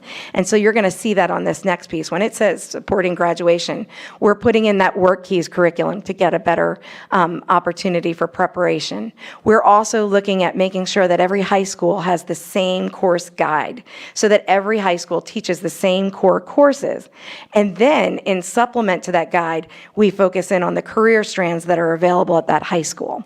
The other piece that we're looking at is differentiating those course sequences by the career focus area. So if I know I'm going to be a certain career because I've said this is what I want to be when I leave, I get those prerequisites so that I'm able to go into post-secondary without remediation, because those courses, when we take them at the college level, they don't count. And so it's important that we make sure that our kids are prepared. The other piece of this is that we also want to push down some of those those college level courses into our high schools in ways that offer more opportunity to take those. So some of our limitations in offering an AP course is that we don't have enough students, but we want to look at technology about doing that across campuses. And so taking advantage of these experiences. The same with some of our college courses, taking it across campuses so that we have monitors in one location and a rotating teacher who then goes in and teaches from that location but projects out. We also want to consider the increases in opportunities for AP and honors. So looking at how we're tailoring our service delivery models.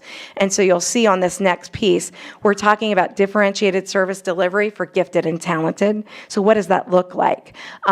What's the range of opportunities for those students? The same with our English language learners. What's the range of opportunities? How can we increase opportunities for dual immersion programs, which we know have success? And they also lead to the seal of biliteracy that's available through the state. We also want to make sure that we have systematic phonics in place. Students need letter sound connections. They need strong letter sound connections so that when it's not just a single letter, it's a group of letters. Think about how you read a word. If I gave you the word operation, you don't sound out each of those words. You learned that by looking at patterns in words. And you've done that because you had good phonics instruction at some point, and that created a good reader out of you. And so we want to find ways that we can create better readers by starting off early, making sure students have foundational skills so that when it's time to really focus deeply on the comprehension of information, it's available to them. The other piece is we're doing a pathways model. So we want to make sure that we're aligning our sequences and that we're giving more opportunities. So what about students that disengage? We know that we have populations. You've heard that we have chronic attendance issues. And so one of the things that we want to look at is how do we create patterns for re-engagement? How do we give accelerated high school to students that are undercredited, overaged?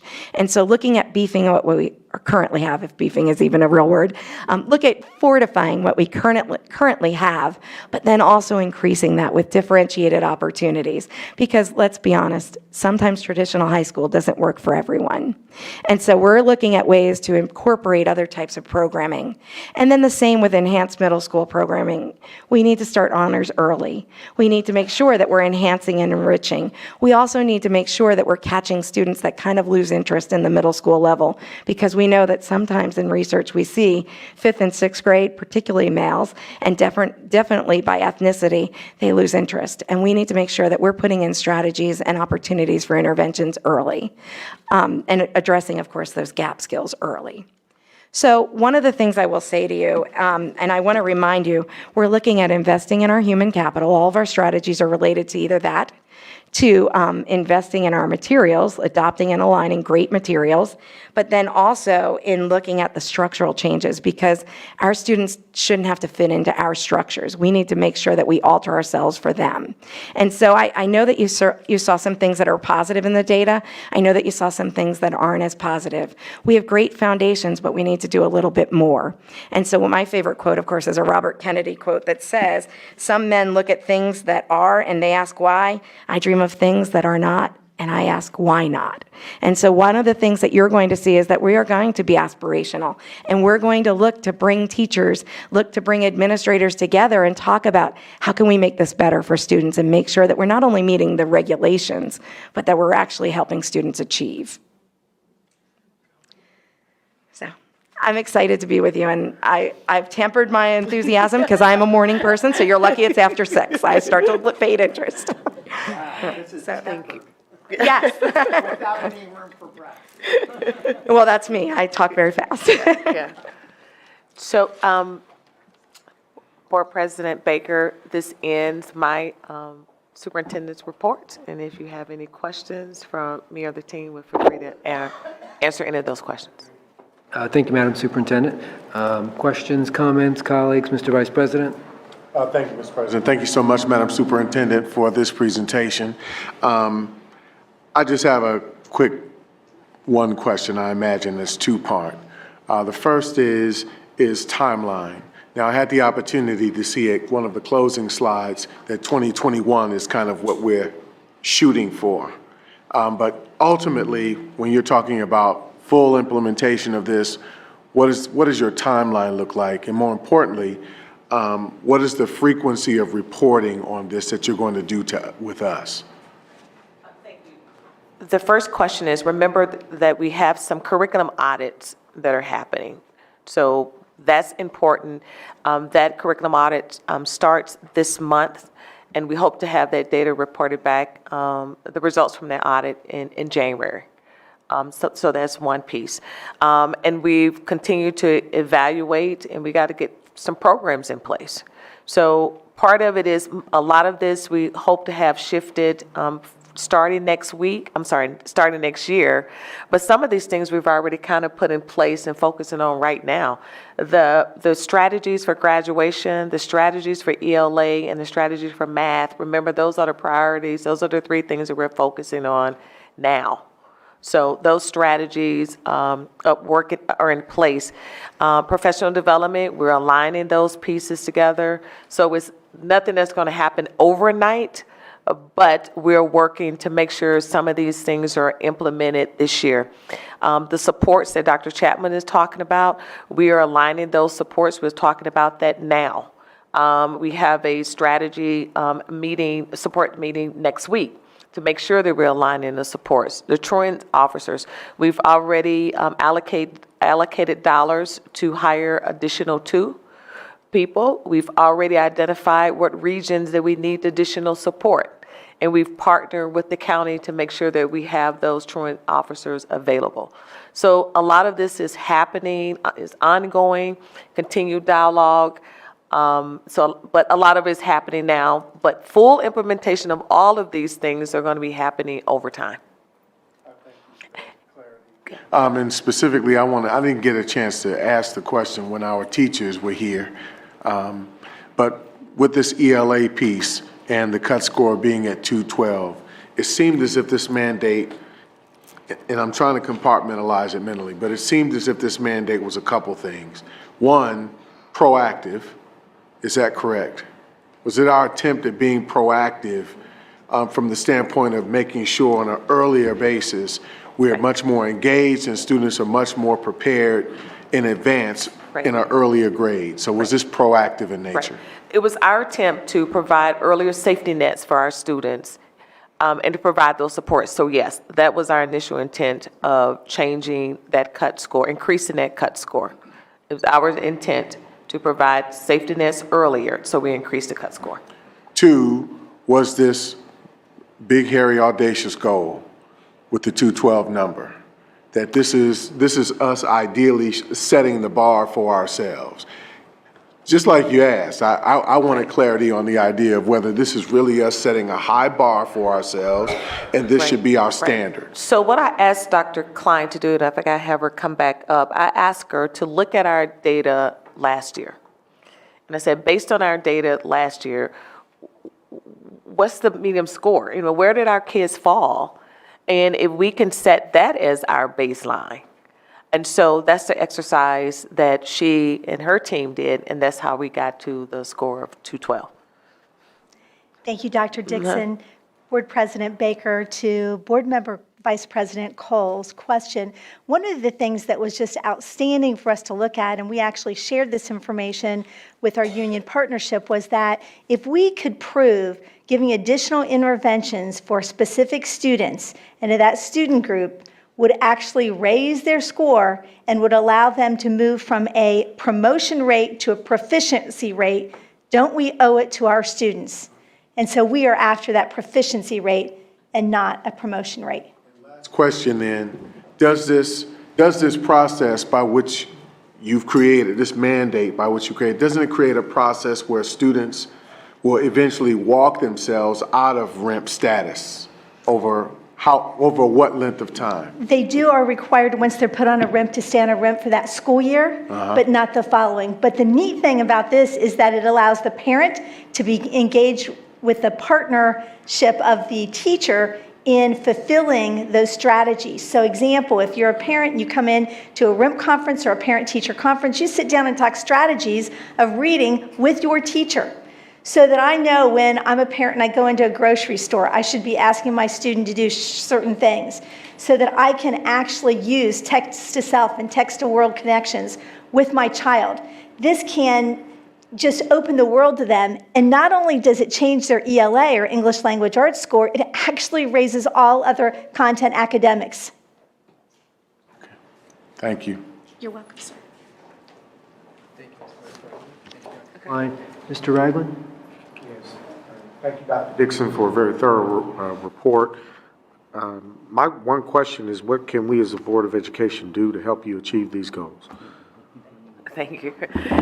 Thank you. I think you've already started. You said to me, you have do a one-year plan, and what are those things you're going to do, and report to us about how well you're implementing that. And this is a first step. Making sure that those things that we say are a priority, those are the priorities. And I think as they outlined, it shows that those 4 things that we said that we were going to prioritize.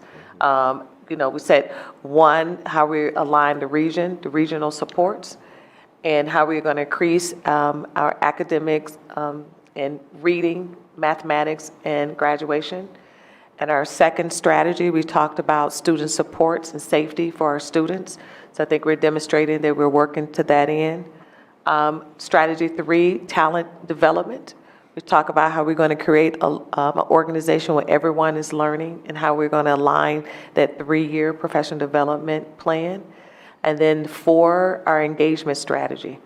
And so you're going to hear more from those areas at future board members. But you have, I thank you for supporting me as we move forward in these 4 areas. But also remember that we've partnered with Battelle for Kids, and we're going to have the visioning exercise that's going to begin later this month. And from that exercise, we're asking the community and our community stakeholders, what do they want to see in our schools? What should a Columbus City graduate look like? So this whole portrait of a graduate visioning exercise is critical to us developing the long-term strategic plan, right? So I said, keep talking to the community about this visioning exercise. Let's get as many stakeholders, when we get ready to announce when and where, get as many stakeholders to the table in all corners of our community to help develop what those long-term strategies will be, so that we can get to that end goal. This is what we want for our students. This is why we want these experiences for our students. And as a board, how are you going to monitor that this is what we're going to do? Very good. Thank you. Board Member Gibbs.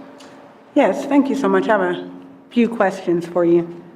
Thank you for the presentation and coming out with the data. So I just want to walk through a couple of the slides. We went through them very quickly, and I just want to make sure I understand, and for the listening and viewing public, they understand when we talk about the data, the terms, the acronyms, and what this data actually means. So the first one, when we say we're talking about a year in arrears, this is the data that is 2017, 2018, or 2018, 2019 on this report card. 2018. 2018, 2019. Yeah. Right, so. Graduation is always a year behind. And this graduation's already a year behind. So kudos to the team that pulled us out of a F. So I will say that. I'm very happy we did not start this year with an F. And as we say, don't celebrate the D. I celebrate not looking at one person on the Academic Distress Commission. I don't miss it at all, and I'm very happy that that is not what we're going to do. So my first question is a policy question, and it's around the graduation rate. I have the state report card. I have the ODE up on my site, and it's called preparation. This is called Prepare for Success, is the department or the part of the report card, and we get graded on our ACT preparation and our SAT, how many kids take the ACT and the SAT. We pay for our kids to take the ACT, so we have like a 65%, like it's a really high rate, but we don't pay for them to take the SAT, but we get scored on it. Is that, do we get rated for both of them? Because our SAT score is 4.1, our ACT is 65.4. Is the low rate held against this? I guess is my question. Is the low rate of the SAT? Yes, is that held against us in our component score? No. To Board Member Gibbs's question, no, ma'am, it is not. Each student is required at that grade level, the junior level, to take one. Okay, thank you. That really helped me. We decide which one we're going to pay for, and we pay for the ACT. It's ACT or SAT, not both. Thank you, because when you list it all, it looks like they needed to take them both, but we only need to take one. And it's the remediation free score on it. So to that also point, for graduation, we talk about the number of bonus students that actually meet that 3 or higher on AP scores. What is our strategy to get more of them to pass that AP test? What are we going to do to get more kids to pass that test? Okay. To get 3 or higher, to get 3 or higher, which is the mark. I just put something in my mouth, so I apologize. My throat was dry. So one of the things that we're looking at is preparation opportunities, but also enrichment, and enrichment starting young. And so we consider many times MTSS, the multi-tiered system of support, as an intervention-based system. It's not. It's really about enrichment as well. And so we're working with our Director for Gifted and Talented on looking at what are the enrichment opportunities, and one of her deliverables is increasing that participation rate, but also successful participation. And so we're looking at what are the preparation opportunities that we have. We know that there are resources available for that.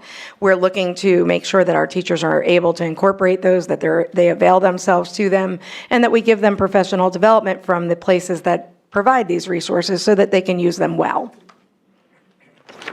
Thank you for that. But just a question about that and then about our strategies and supports. I know in our buildings that provide AP and IB, which is one, but they engage and they use their resources. But in other buildings, I've walked in, and while we hear the advocacy for resources, I see dust on smart boards and dust on some other equipment that, you know, according to advocacy, they say they need. How are you going to ensure they use the resources? Like, well, how do we monitor whether or not they use the resources, the tangible things that we buy? When we send you to professional development, we trust that you're thinking about it and you'll implement that in your thought and in your teaching or your work. Guidance counselors, social workers, everybody. This is everybody. How do we ensure and how do we monitor whether or not they're using those resources we invest in their profession? Question. So one of the things that we're going to do, and Dr. Chapman can speak to this as well, we're working on a protocol for building visits, and we've invited our union reps to talk with us about that. And so what we'll be looking for is what are teachers actually doing in classrooms? What kinds of supports do we need to give to them? What's available to them? Is there equity in terms of those resources? Are they located in some buildings, not others? Because the technology plan, we have lots of technology, but we don't always have updated or equitable distribution of the technology. So we are going to look at those things. I know we had a great conversation beginning of the year. We spent almost, I don't know, it was like $750,000 on a program, and people were choosing to use it or not use it. Things that cost that kind of money, we owe it to the students and to the people that pay the taxes to make sure that we're buying resources that are used. And so one of the things that we are doing is having that conversation that this is a resource that's a district resource provided and that it's part of a plan. As we look through this curriculum audit, that's going to help as well. We want to make sure that based on that MTSS system, that framework, that there's a good core program in every building, not just for academics, but behavior as well. And so we're embedding SEL, the social and emotional learning competencies, into our ELA curriculum. So our reading curriculum, they'll have a portion of that. For example, at the 10th grade level, I could read George Orwell's Shooting of the Elephant. I can really do standard 2 and 3, where I talk about how he's feeling, the inner conflict, how it relates to his actions, and how that contributes to the central idea. But I can also then talk about self-awareness. So we're working on ways that it will naturally fit, because we're seeing that we're providing training, but we're not always seeing the return on the investment. And part of what we're going to do, Dr. Chapman and I and our teams, we're going to visit classrooms, really not for anything other than to inform us what's missing, what's needed, how do we support, and who's using what we need to have them use as well. It's all non-evaluative. It's really feedback to help us with our work. It's actually more about what we're doing than what's happening in classrooms, and making sure that we're supporting and giving the right messages. And across a district of 50,000 students, we need the same message, and that's part of what we're working towards. Thank you so much for that answer. On the chronic absenteeism slide, I thought I heard you quote that 45.3% of our students are chronically absent. How many is that? What does that number equate to? Because people hear percentages, but if you don't have a concept of it, you can bring that back to me. Give that back to you. And I want to know, like, how many kids how many bodies does that equate to that are out of school? On the network rounds, and it said will convene and support staff, how is that different from instructional rounds? And who gets that data that you gather from that? Does that come to the administrative, and how do we see it? Or how is it used, I guess? I think my mic, okay, there we go. The roundtable meetings is the name of the structure that we are using for central office teams to meet and come together and align on our practices. It is not in any way, shape, or form related to instructional rounds. Okay. Instructional rounds is a protocol used to examine instruction. I think it started at Harvard University. All of our teachers would be trained on that. That would be a process that we would engage teachers and administration in to give feedback on instructional practices in the classroom. So this is simply the name that we're using to call the meetings that we'll have to talk about our strategies and our support across multiple offices. Okay, thank you for that.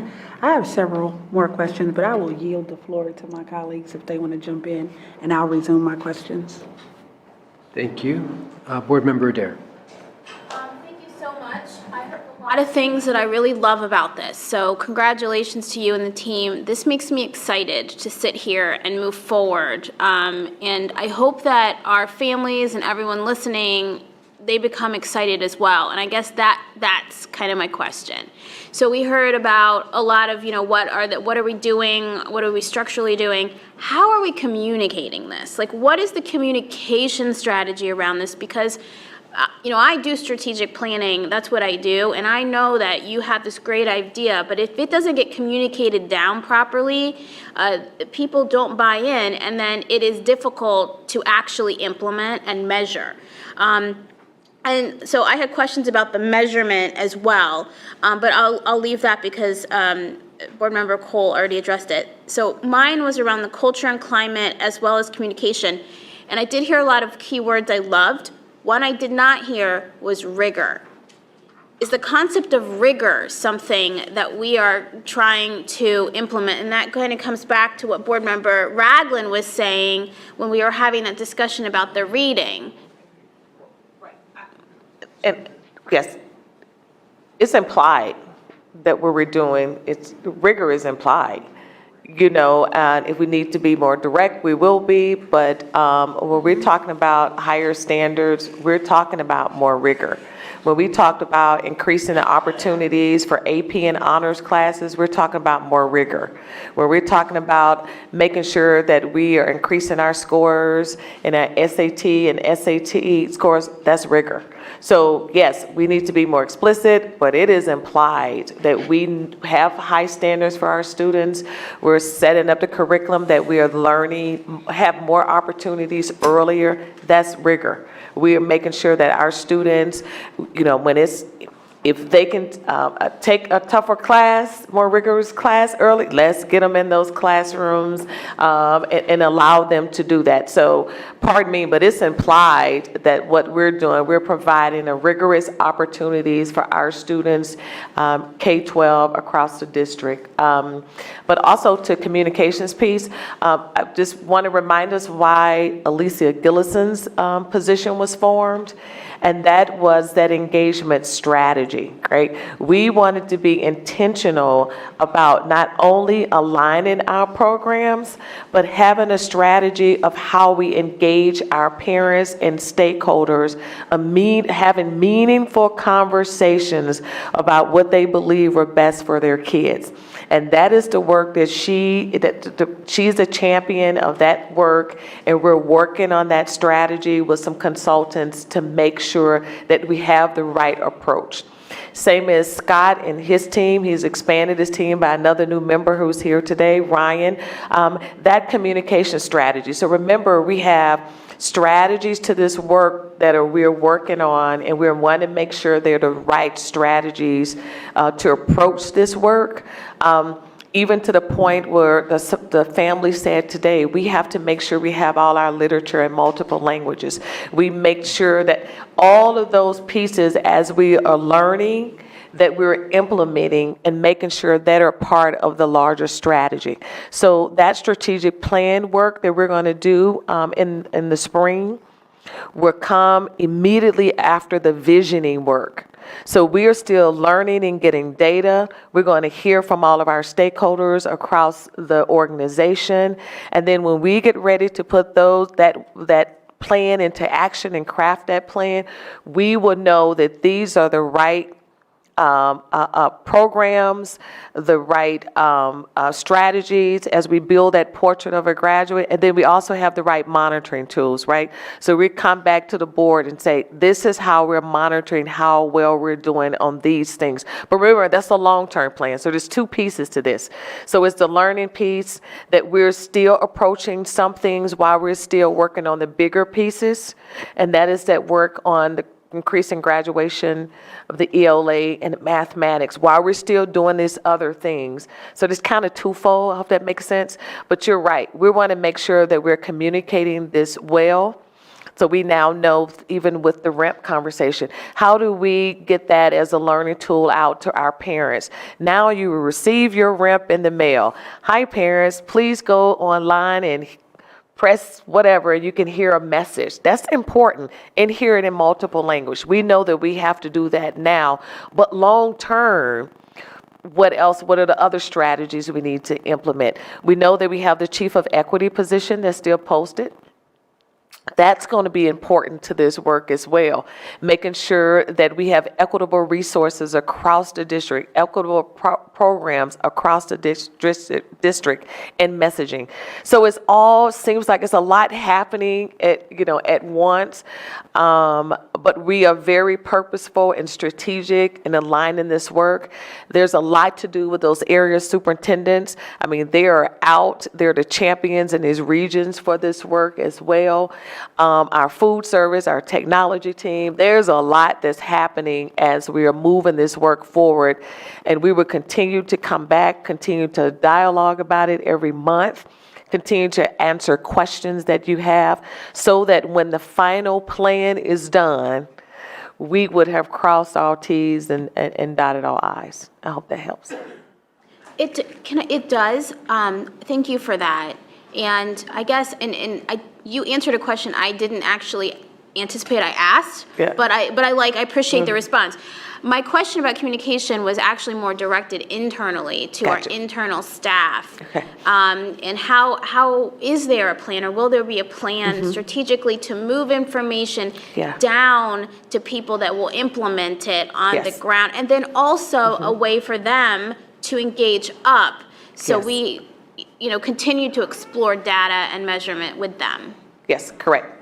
Yes. Yes. And that's good, and thank you for that distinction. But right, because internally, some of this stuff won't move forward if we're not talking and we don't use in the same language internally. But that's why I was purposeful in dividing the strategy, right? So this is how we communicate, but this is how we engage. Right. So we're engaging our stakeholders, but we're communicating internally with our staff and externally of how we're moving and celebrating these pieces. So thank you. Thank you. Back to you, Board Member Gibbs. Yes, thank you so much. Thank you, Board Member Adair, because those were some of the things I had written. I'd written rigor at the top of the corner of the page, and making sure not just the rigor in AP and IB, but where is the rigor for special ed students? Where is the rigor to make sure we're not just pushing them to where we think they can go, but pushing them as far as they can go? And that how will we be able to, what will the evidence be? And we can get to that later, but how will you demonstrate evidence and be able to report that we have increased rigor for special ed students and for students that are not in IB? I want to make sure we can say we increased rigor in 10th grade social studies that everybody takes, and not just the elite programs and College Career Plus, but that rigor throughout every program. And I know we have our 3 mandates, but I'll also throw in how are we going to move the middle? Because middle school, 9th grade only gets what they get from 8th grade. And what they're only getting from where they test from 3rd grade reading guarantee to where we start talking about graduation in grade 9. And so I'm glad to hear that there's some strategies, but we know if we're going to move everybody, we can't vacate grades 4 through 8, and that work has to be done. But to my question, what do we do, and I'm on this next page where we're talking about increasing graduation rates, how will we look at those career center pieces, and are our career offerings a part of your audit? How will we know what programs we need to expand and what we need to eliminate? I did talk to Pegeen Cleary earlier, so I know she has this great plan, but I want to make sure that we publicly talk about matching that demand to the offerings. And we studied the Nashville Academies and some amazing work, but that is at a thought of rigor even in our career technical programs. Are we asking can you get hired at Google coming out of Columbus City Schools? Can you get hired at the NSA or the Department of Defense based on what we have offering in our program? So I will offer, as you're looking at audit, just to let us know when you come around to the career center part. The next part about these graduation seals, I love these. I think these are amazing. To your point about communication, I want them to be in there, but again, you're going to hear me say the same thing about 2 or 3 different people. How do special ed students access this, and how is this opportunity real for them, as well as our students from different backgrounds? It's straightforward, but as we talk about making sure we partner with agencies that can provide these volunteer experiences, that we partner with people that can accommodate all of our students and all of them, and they have a meaningful experience. As we talk about, I'm on the page where we're talking about support for English and math and development of standards in the 3-year professional development plan. How will we, or how do you plan to support the professional development plan with teacher mobility? So when you do the PD, do you do it based on the building that they're in or the skills that they need no matter where they end up in the district? Because I see where students could be in a building that quote unquote has a high grade and you've been there the whole time, and so your PD is based on that school, and you might go to a different school, and will their PD be transferable? So I will offer that as a thought, and if you could just come back with that question, how do we make the professional development one part building specific, but one part portable? So, and same with administrators, because our administrator mobility is it can get pretty high. How do I train you not for where you are, but for anywhere that you're going to go? Because I don't want you to be even in a building where you're doing, your whole class is on RIMPs, and then you are finally placed in a classroom where nobody's on a RIMP. You know, how do you navigate that? And so that would be some information I would want you to bring back just in your plan to share with us how you would do it. How will a high-performing kid succeed in a low-performing building, or in a building where everyone may not be at the top of their scores in math or reading, but you have but a student that is at the top. How are we supporting those students that aren't failing, but in a class or maybe in a building where everyone or a majority of the kids may not be up to speed? That would be something, when you bring us back the plan in more detail, I would want to see that. And because we have great strategies on helping our lowest performing students. But when you are about 5 points ahead of that cut score, you haven't made it. Like, you're not super solid, you're just at 214, right? So you just missed getting roped in, but you just have 214. So what's that 214 plan, and what is that 355 plan, right? How are we making sure the kids on the bubble or in the middle are still moved because they are not triggering emergency intervention? Because I think we have great potential right there in the middle, but you're not at a cut score to get any additional resources, because that 214 student can easily slide, under our cut score for fourth grade and slide back and forth. So understanding, and I think this plan is amazing, so I'm just asking questions that the next board will have to think about and the evidence to show, but I think it will help them understand, and parents can see themselves in all parts of the plan. Because if I don't have a student that's failing, I want to make sure I see a plan for my child as well. And they may not be gifted. They might not be on the high end or the low end, but when we say move the middle, we're not just talking about middle school. How are we moving that middle to reach their full potential? And almost finally, I would want to see how many career tech programs or some of these work key programs, how can we access this in the summer? Do we offer career center programs in the summer or in the evening? I know we got away from night school for whatever reason. And we say a lot of kids work, a lot of kids are at home playing Fortnite. A lot of kids can use this time, and you might work during the day and go to school at night. And we had that options for parents at one time. So when you come back and as you're developing the plan, if you could tell us, not just for regular academic, but for career tech or for any of our courses, how else can we deliver it? We thought VCAP was that answer, but we haven't been able to utilize VCAP to its fullest of advancement. And some kids need to be in front of people. They need, there's no replacement for good teachers, no replacement for talking and being there, but understanding different pathway timing and what that looks like. And should we go to a semester? Maybe a kid doesn't come to school fall semester. Maybe they come winter semester. Thinking about things differently. When you go to college, you enroll in the fall or you start in the spring, and they have those options. And so after hearing, because Cleveland presented that truancy plan at Council of Great City Schools in Baltimore, so I know exactly where you're going, and it was wildly successful. It was amazing. My final question is this, because I think it's an amazing plan, but we also know culture eats strategy for breakfast. And as witnessed today, how do y'all plan to overcome the resistors? What is our plan? How will we know if they're resisting? And what is our plan to address this? Because I'm all for raising the bar and moving forward. Being more than proficient, I want to be advanced. I want to be a world-class model for public education, and you don't get there by staying at the bottom. So what is your plan to resist for the resistors, and how do you overcome, how do you win with people to move this forward? Well, I think we've already started, and that we have a plan.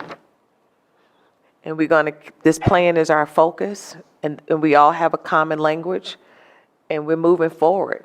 I mean, we talked about, if you notice, the title of this presentation is Accelerating Our Improvement. That's what we're doing, period. And so I think I've tried to, and I hope people understand what my non-negotiables are. I think I've been very clear about that with our team. I think the changes that we've made since I've been here in 7 months demonstrate that we're serious about this work. This work is too important not to be serious about it. We're going to have ongoing intellectual discord. That's part of the process. And I think if we continue to have those conversations, we know that those conversations are only going to make us better because we're all passionate about this work. So, but you inspect what you expect, and people know that all the decisions that we make are tough decisions. We don't wake up in the morning and say that we want to fail kids. Nobody does, right? We're all in this organization because we believe in our students, and we have to demonstrate that. But we also know that we're in a people business, and we have to hold one another accountable for the results that we expect. So I expect you as a board to hold me accountable, because I know I'm going to hold my team accountable. So I think that we clearly define what that looks like, then everyone knows that, that we're striving to be a district of excellence. We're striving to change the culture and climate. We understand that it's not going to happen overnight, but we do understand that it will happen. And as my colleagues ask, and in just a different way. So thank you for all of that. We're here to support you. Thank you. Are there any policies that you see that we can advocate for in the district, at the state, local, or national level? Thank you. I think as we continue to develop this work, and again, a lot is going to happen after we have the visioning exercises and the strategic planning. We're going to see where some of the barriers are. We are uncovering some now. We're documenting those things. So we are listing things that we believe are getting in the way of some of the things that we know that we can do, right? So we know that educating our students today and tomorrow is very different than it was yesterday and years ago. And so we're going to have to revisit some things that we probably had in place, or we're going to have to start following some things that we already have in place, right? So I just appreciate the ongoing support, the questions that you're asking about this work, the things that you desire and always have as you sit on this board. You want to make sure that we have a top-level school district, and that we have the people in the right places to be the champion of the work. I believe we have the right people in the right places to champion this work. We have a supportive board that have allowed me and my colleagues to lead this work. So I expect you to ask those tough questions, and I expect that we're going to come up with some answers. Indeed. Thank you. Thank you, President Baker. Thank you. Thank you, Madam Superintendent. Seeing no further questions, does that conclude your report to the board this evening, Madam Superintendent? Yes, it does. Thank you. Thank you very much. Madam Internal Auditor, good evening. You do not have anything to share with the board this evening? I do not have a report this evening. Thank you. Yes, ma'am. And Mr. Treasurer, good evening. Good evening. Have you anything you'd like to share this evening? I have no report, just a reminder that FAC will meet again for our monthly meeting on Wednesday the 9th, that's a week from tomorrow, 4 p.m. right here in this room. And we'll be going over some of the typical monthly financial reports, but this is scheduled to be the kind of the first presentation, or the only presentation at FAC, but the first presentation of the what we used to call the October forecast, but now we're going to call it the November forecast because we're taking advantage of that 30-day extension in time to file for some local reasons. So, but we'll be talking about the forecast a little bit. Very good. I look forward to that. Colleagues, let's contemplate our consent agenda. Is there a motion that we adopt the consent agenda as presented? So moved, and is there a second? Second. Colleagues, any questions or comments on any piece of legislation contained within the consent agenda this evening? Board Member Gibbs. Just in the interest of time. Thank you to everybody that donated to us. Well said. Thank you, Ms. Gibbs. Obviously, we appreciate every donation given to the district as they all benefit our students. So thank you very much. Is there anything else? Mr. Treasurer, I beg your pardon, Board Member Adair.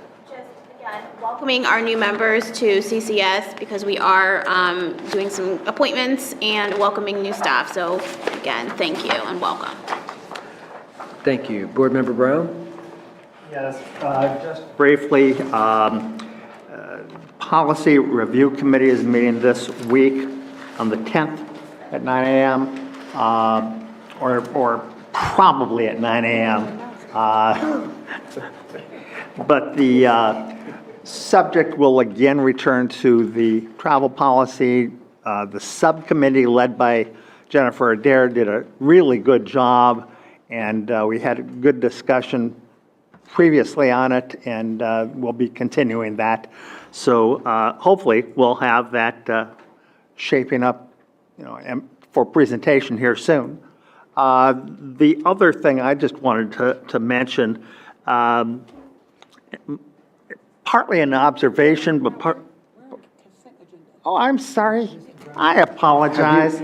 I'm jumping way ahead. You skipped ahead to That's why announcements? you're moving like you were. That's all right. Just, We'll come back. We'll I come won't back to you. repeat it. Glad to hear that. Mr. Treasurer, I would like for you to call the roll now. Now? Please. Right now? Yes. Okay. I thank you. On the consent agenda. That's correct. Okay, Mr. Ragland. Yes. Ms. Reyes.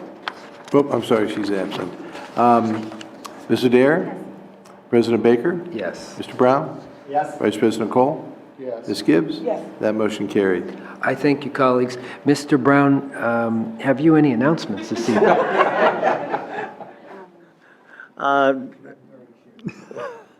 Thank you. The other item that I wanted to mention is more of an observation. For the last number of months, I have perceived in a lot of places in this community that there is much greater interest and willingness to talk about difficult issues such as race and equity than I have seen at any time during my close to 30 years in Columbus. We were used to lots of open discussion in the Cleveland area, different community, different culture. But, I've been seeing more and more, and much of it is really good work, and some of it includes our business community, some of it includes others. There are more forums for discussion than I have seen before, and I've attended some of those, and just wanted to mention the Columbus African Council and Dontavius Geralds have done a great job. Now, I know that James and Talisa spoke at the one on race and education, but there are quite a few, and I've already asked Dontavius, because they usually fall on Tuesday evenings at the library, if he, with his group, would consider moving those to a different night sometimes. And he's got a whole series. The other one, and just went a couple days ago, in fact, Marilyn and I both went to Kirwan Institute for the study of race and ethnicity. They've been doing a number of dialogues, almost weekly. They're free. They're really well-attended, good groups, and good presenters. I met and had good conversation with Derek Hamilton, the new executive director. He is interested in sitting down and having further conversations toward other ways that there might be some partnership. But the program this week was on race issues and equity in schools. And I was able to raise some questions that were specific to Columbus City Schools, and there were a number of former teachers and others that have been with us in the past, and there was a really good, more direct and pointed conversation, again, than I've typically seen. So I think it's very promising in my mind. I know that we're going to have a director of equity to help lead some of the efforts that we need to do, and we clearly do have a lot of work to do in this area, but I think it's promising. I just wanted to pass that along, and obviously anybody is welcome to attend these programs and more. Tomorrow will be another, the MBK work. Very good. Thank you, Mr. Brown. Other announcements? I have a few I can share. So this morning, a delegation from Ghana visited Columbus Afrocentric Early College. A number of us were able to attend. You see Vice President Cole and Board Member Reyes there, and they are from Accra. And it is it is our hope that, because they are a sister city, that some of our students will be able to visit. And so that is the tall man in the all white is the chief of that city. So it's quite an honor to have him here with us. And Akwa Aba means welcome. So this is our All Seniors event. So this was an amazing event, and all the energy in the room, 2,200 or thereabouts seniors. Wow, there was a lot of energy. Look at Bob Weiler on the end there. Even he's getting excited about it. So yeah, we had a great time. So I want to thank Superintendent, all the administration who helped pull that off. Obviously, my favorite part is always interacting with the students. So we had a great time there. And similar to the convocation, bringing all those folks together, just amazing. This is the Ohio School Board Association Fall Conference Dinner. You can see a number of staff and board members there. Monica Kreidler, we nominated her and she won and this is her stand-in, whose name is escaping me at the moment. Friend of Public Education, so that was very good. And our very own internal auditor, Carolyn Smith, won for outstanding employee, and so that was well deserved. So thank you and congratulations, Madam Internal Auditor. And they heard I was retiring, so they thought I should get an award, and so they gave me an outstanding board member award. I want to thank all my colleagues actually for nominating me for that. Thank you very much. It was quite an honor to accept that on behalf of the entire board, really. So thank you for that. And there I am. So thank you, colleagues. And any other, oh yes, here we go, our English Learners Family Listening Tour. Who would like to talk about this? Board Member Gibbs. Director Gillison. Chief of Engagement. Our Chief of Engagement.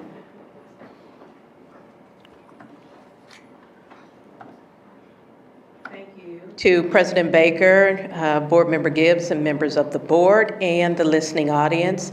This Saturday, October the 5th, is our second ELL listening tour.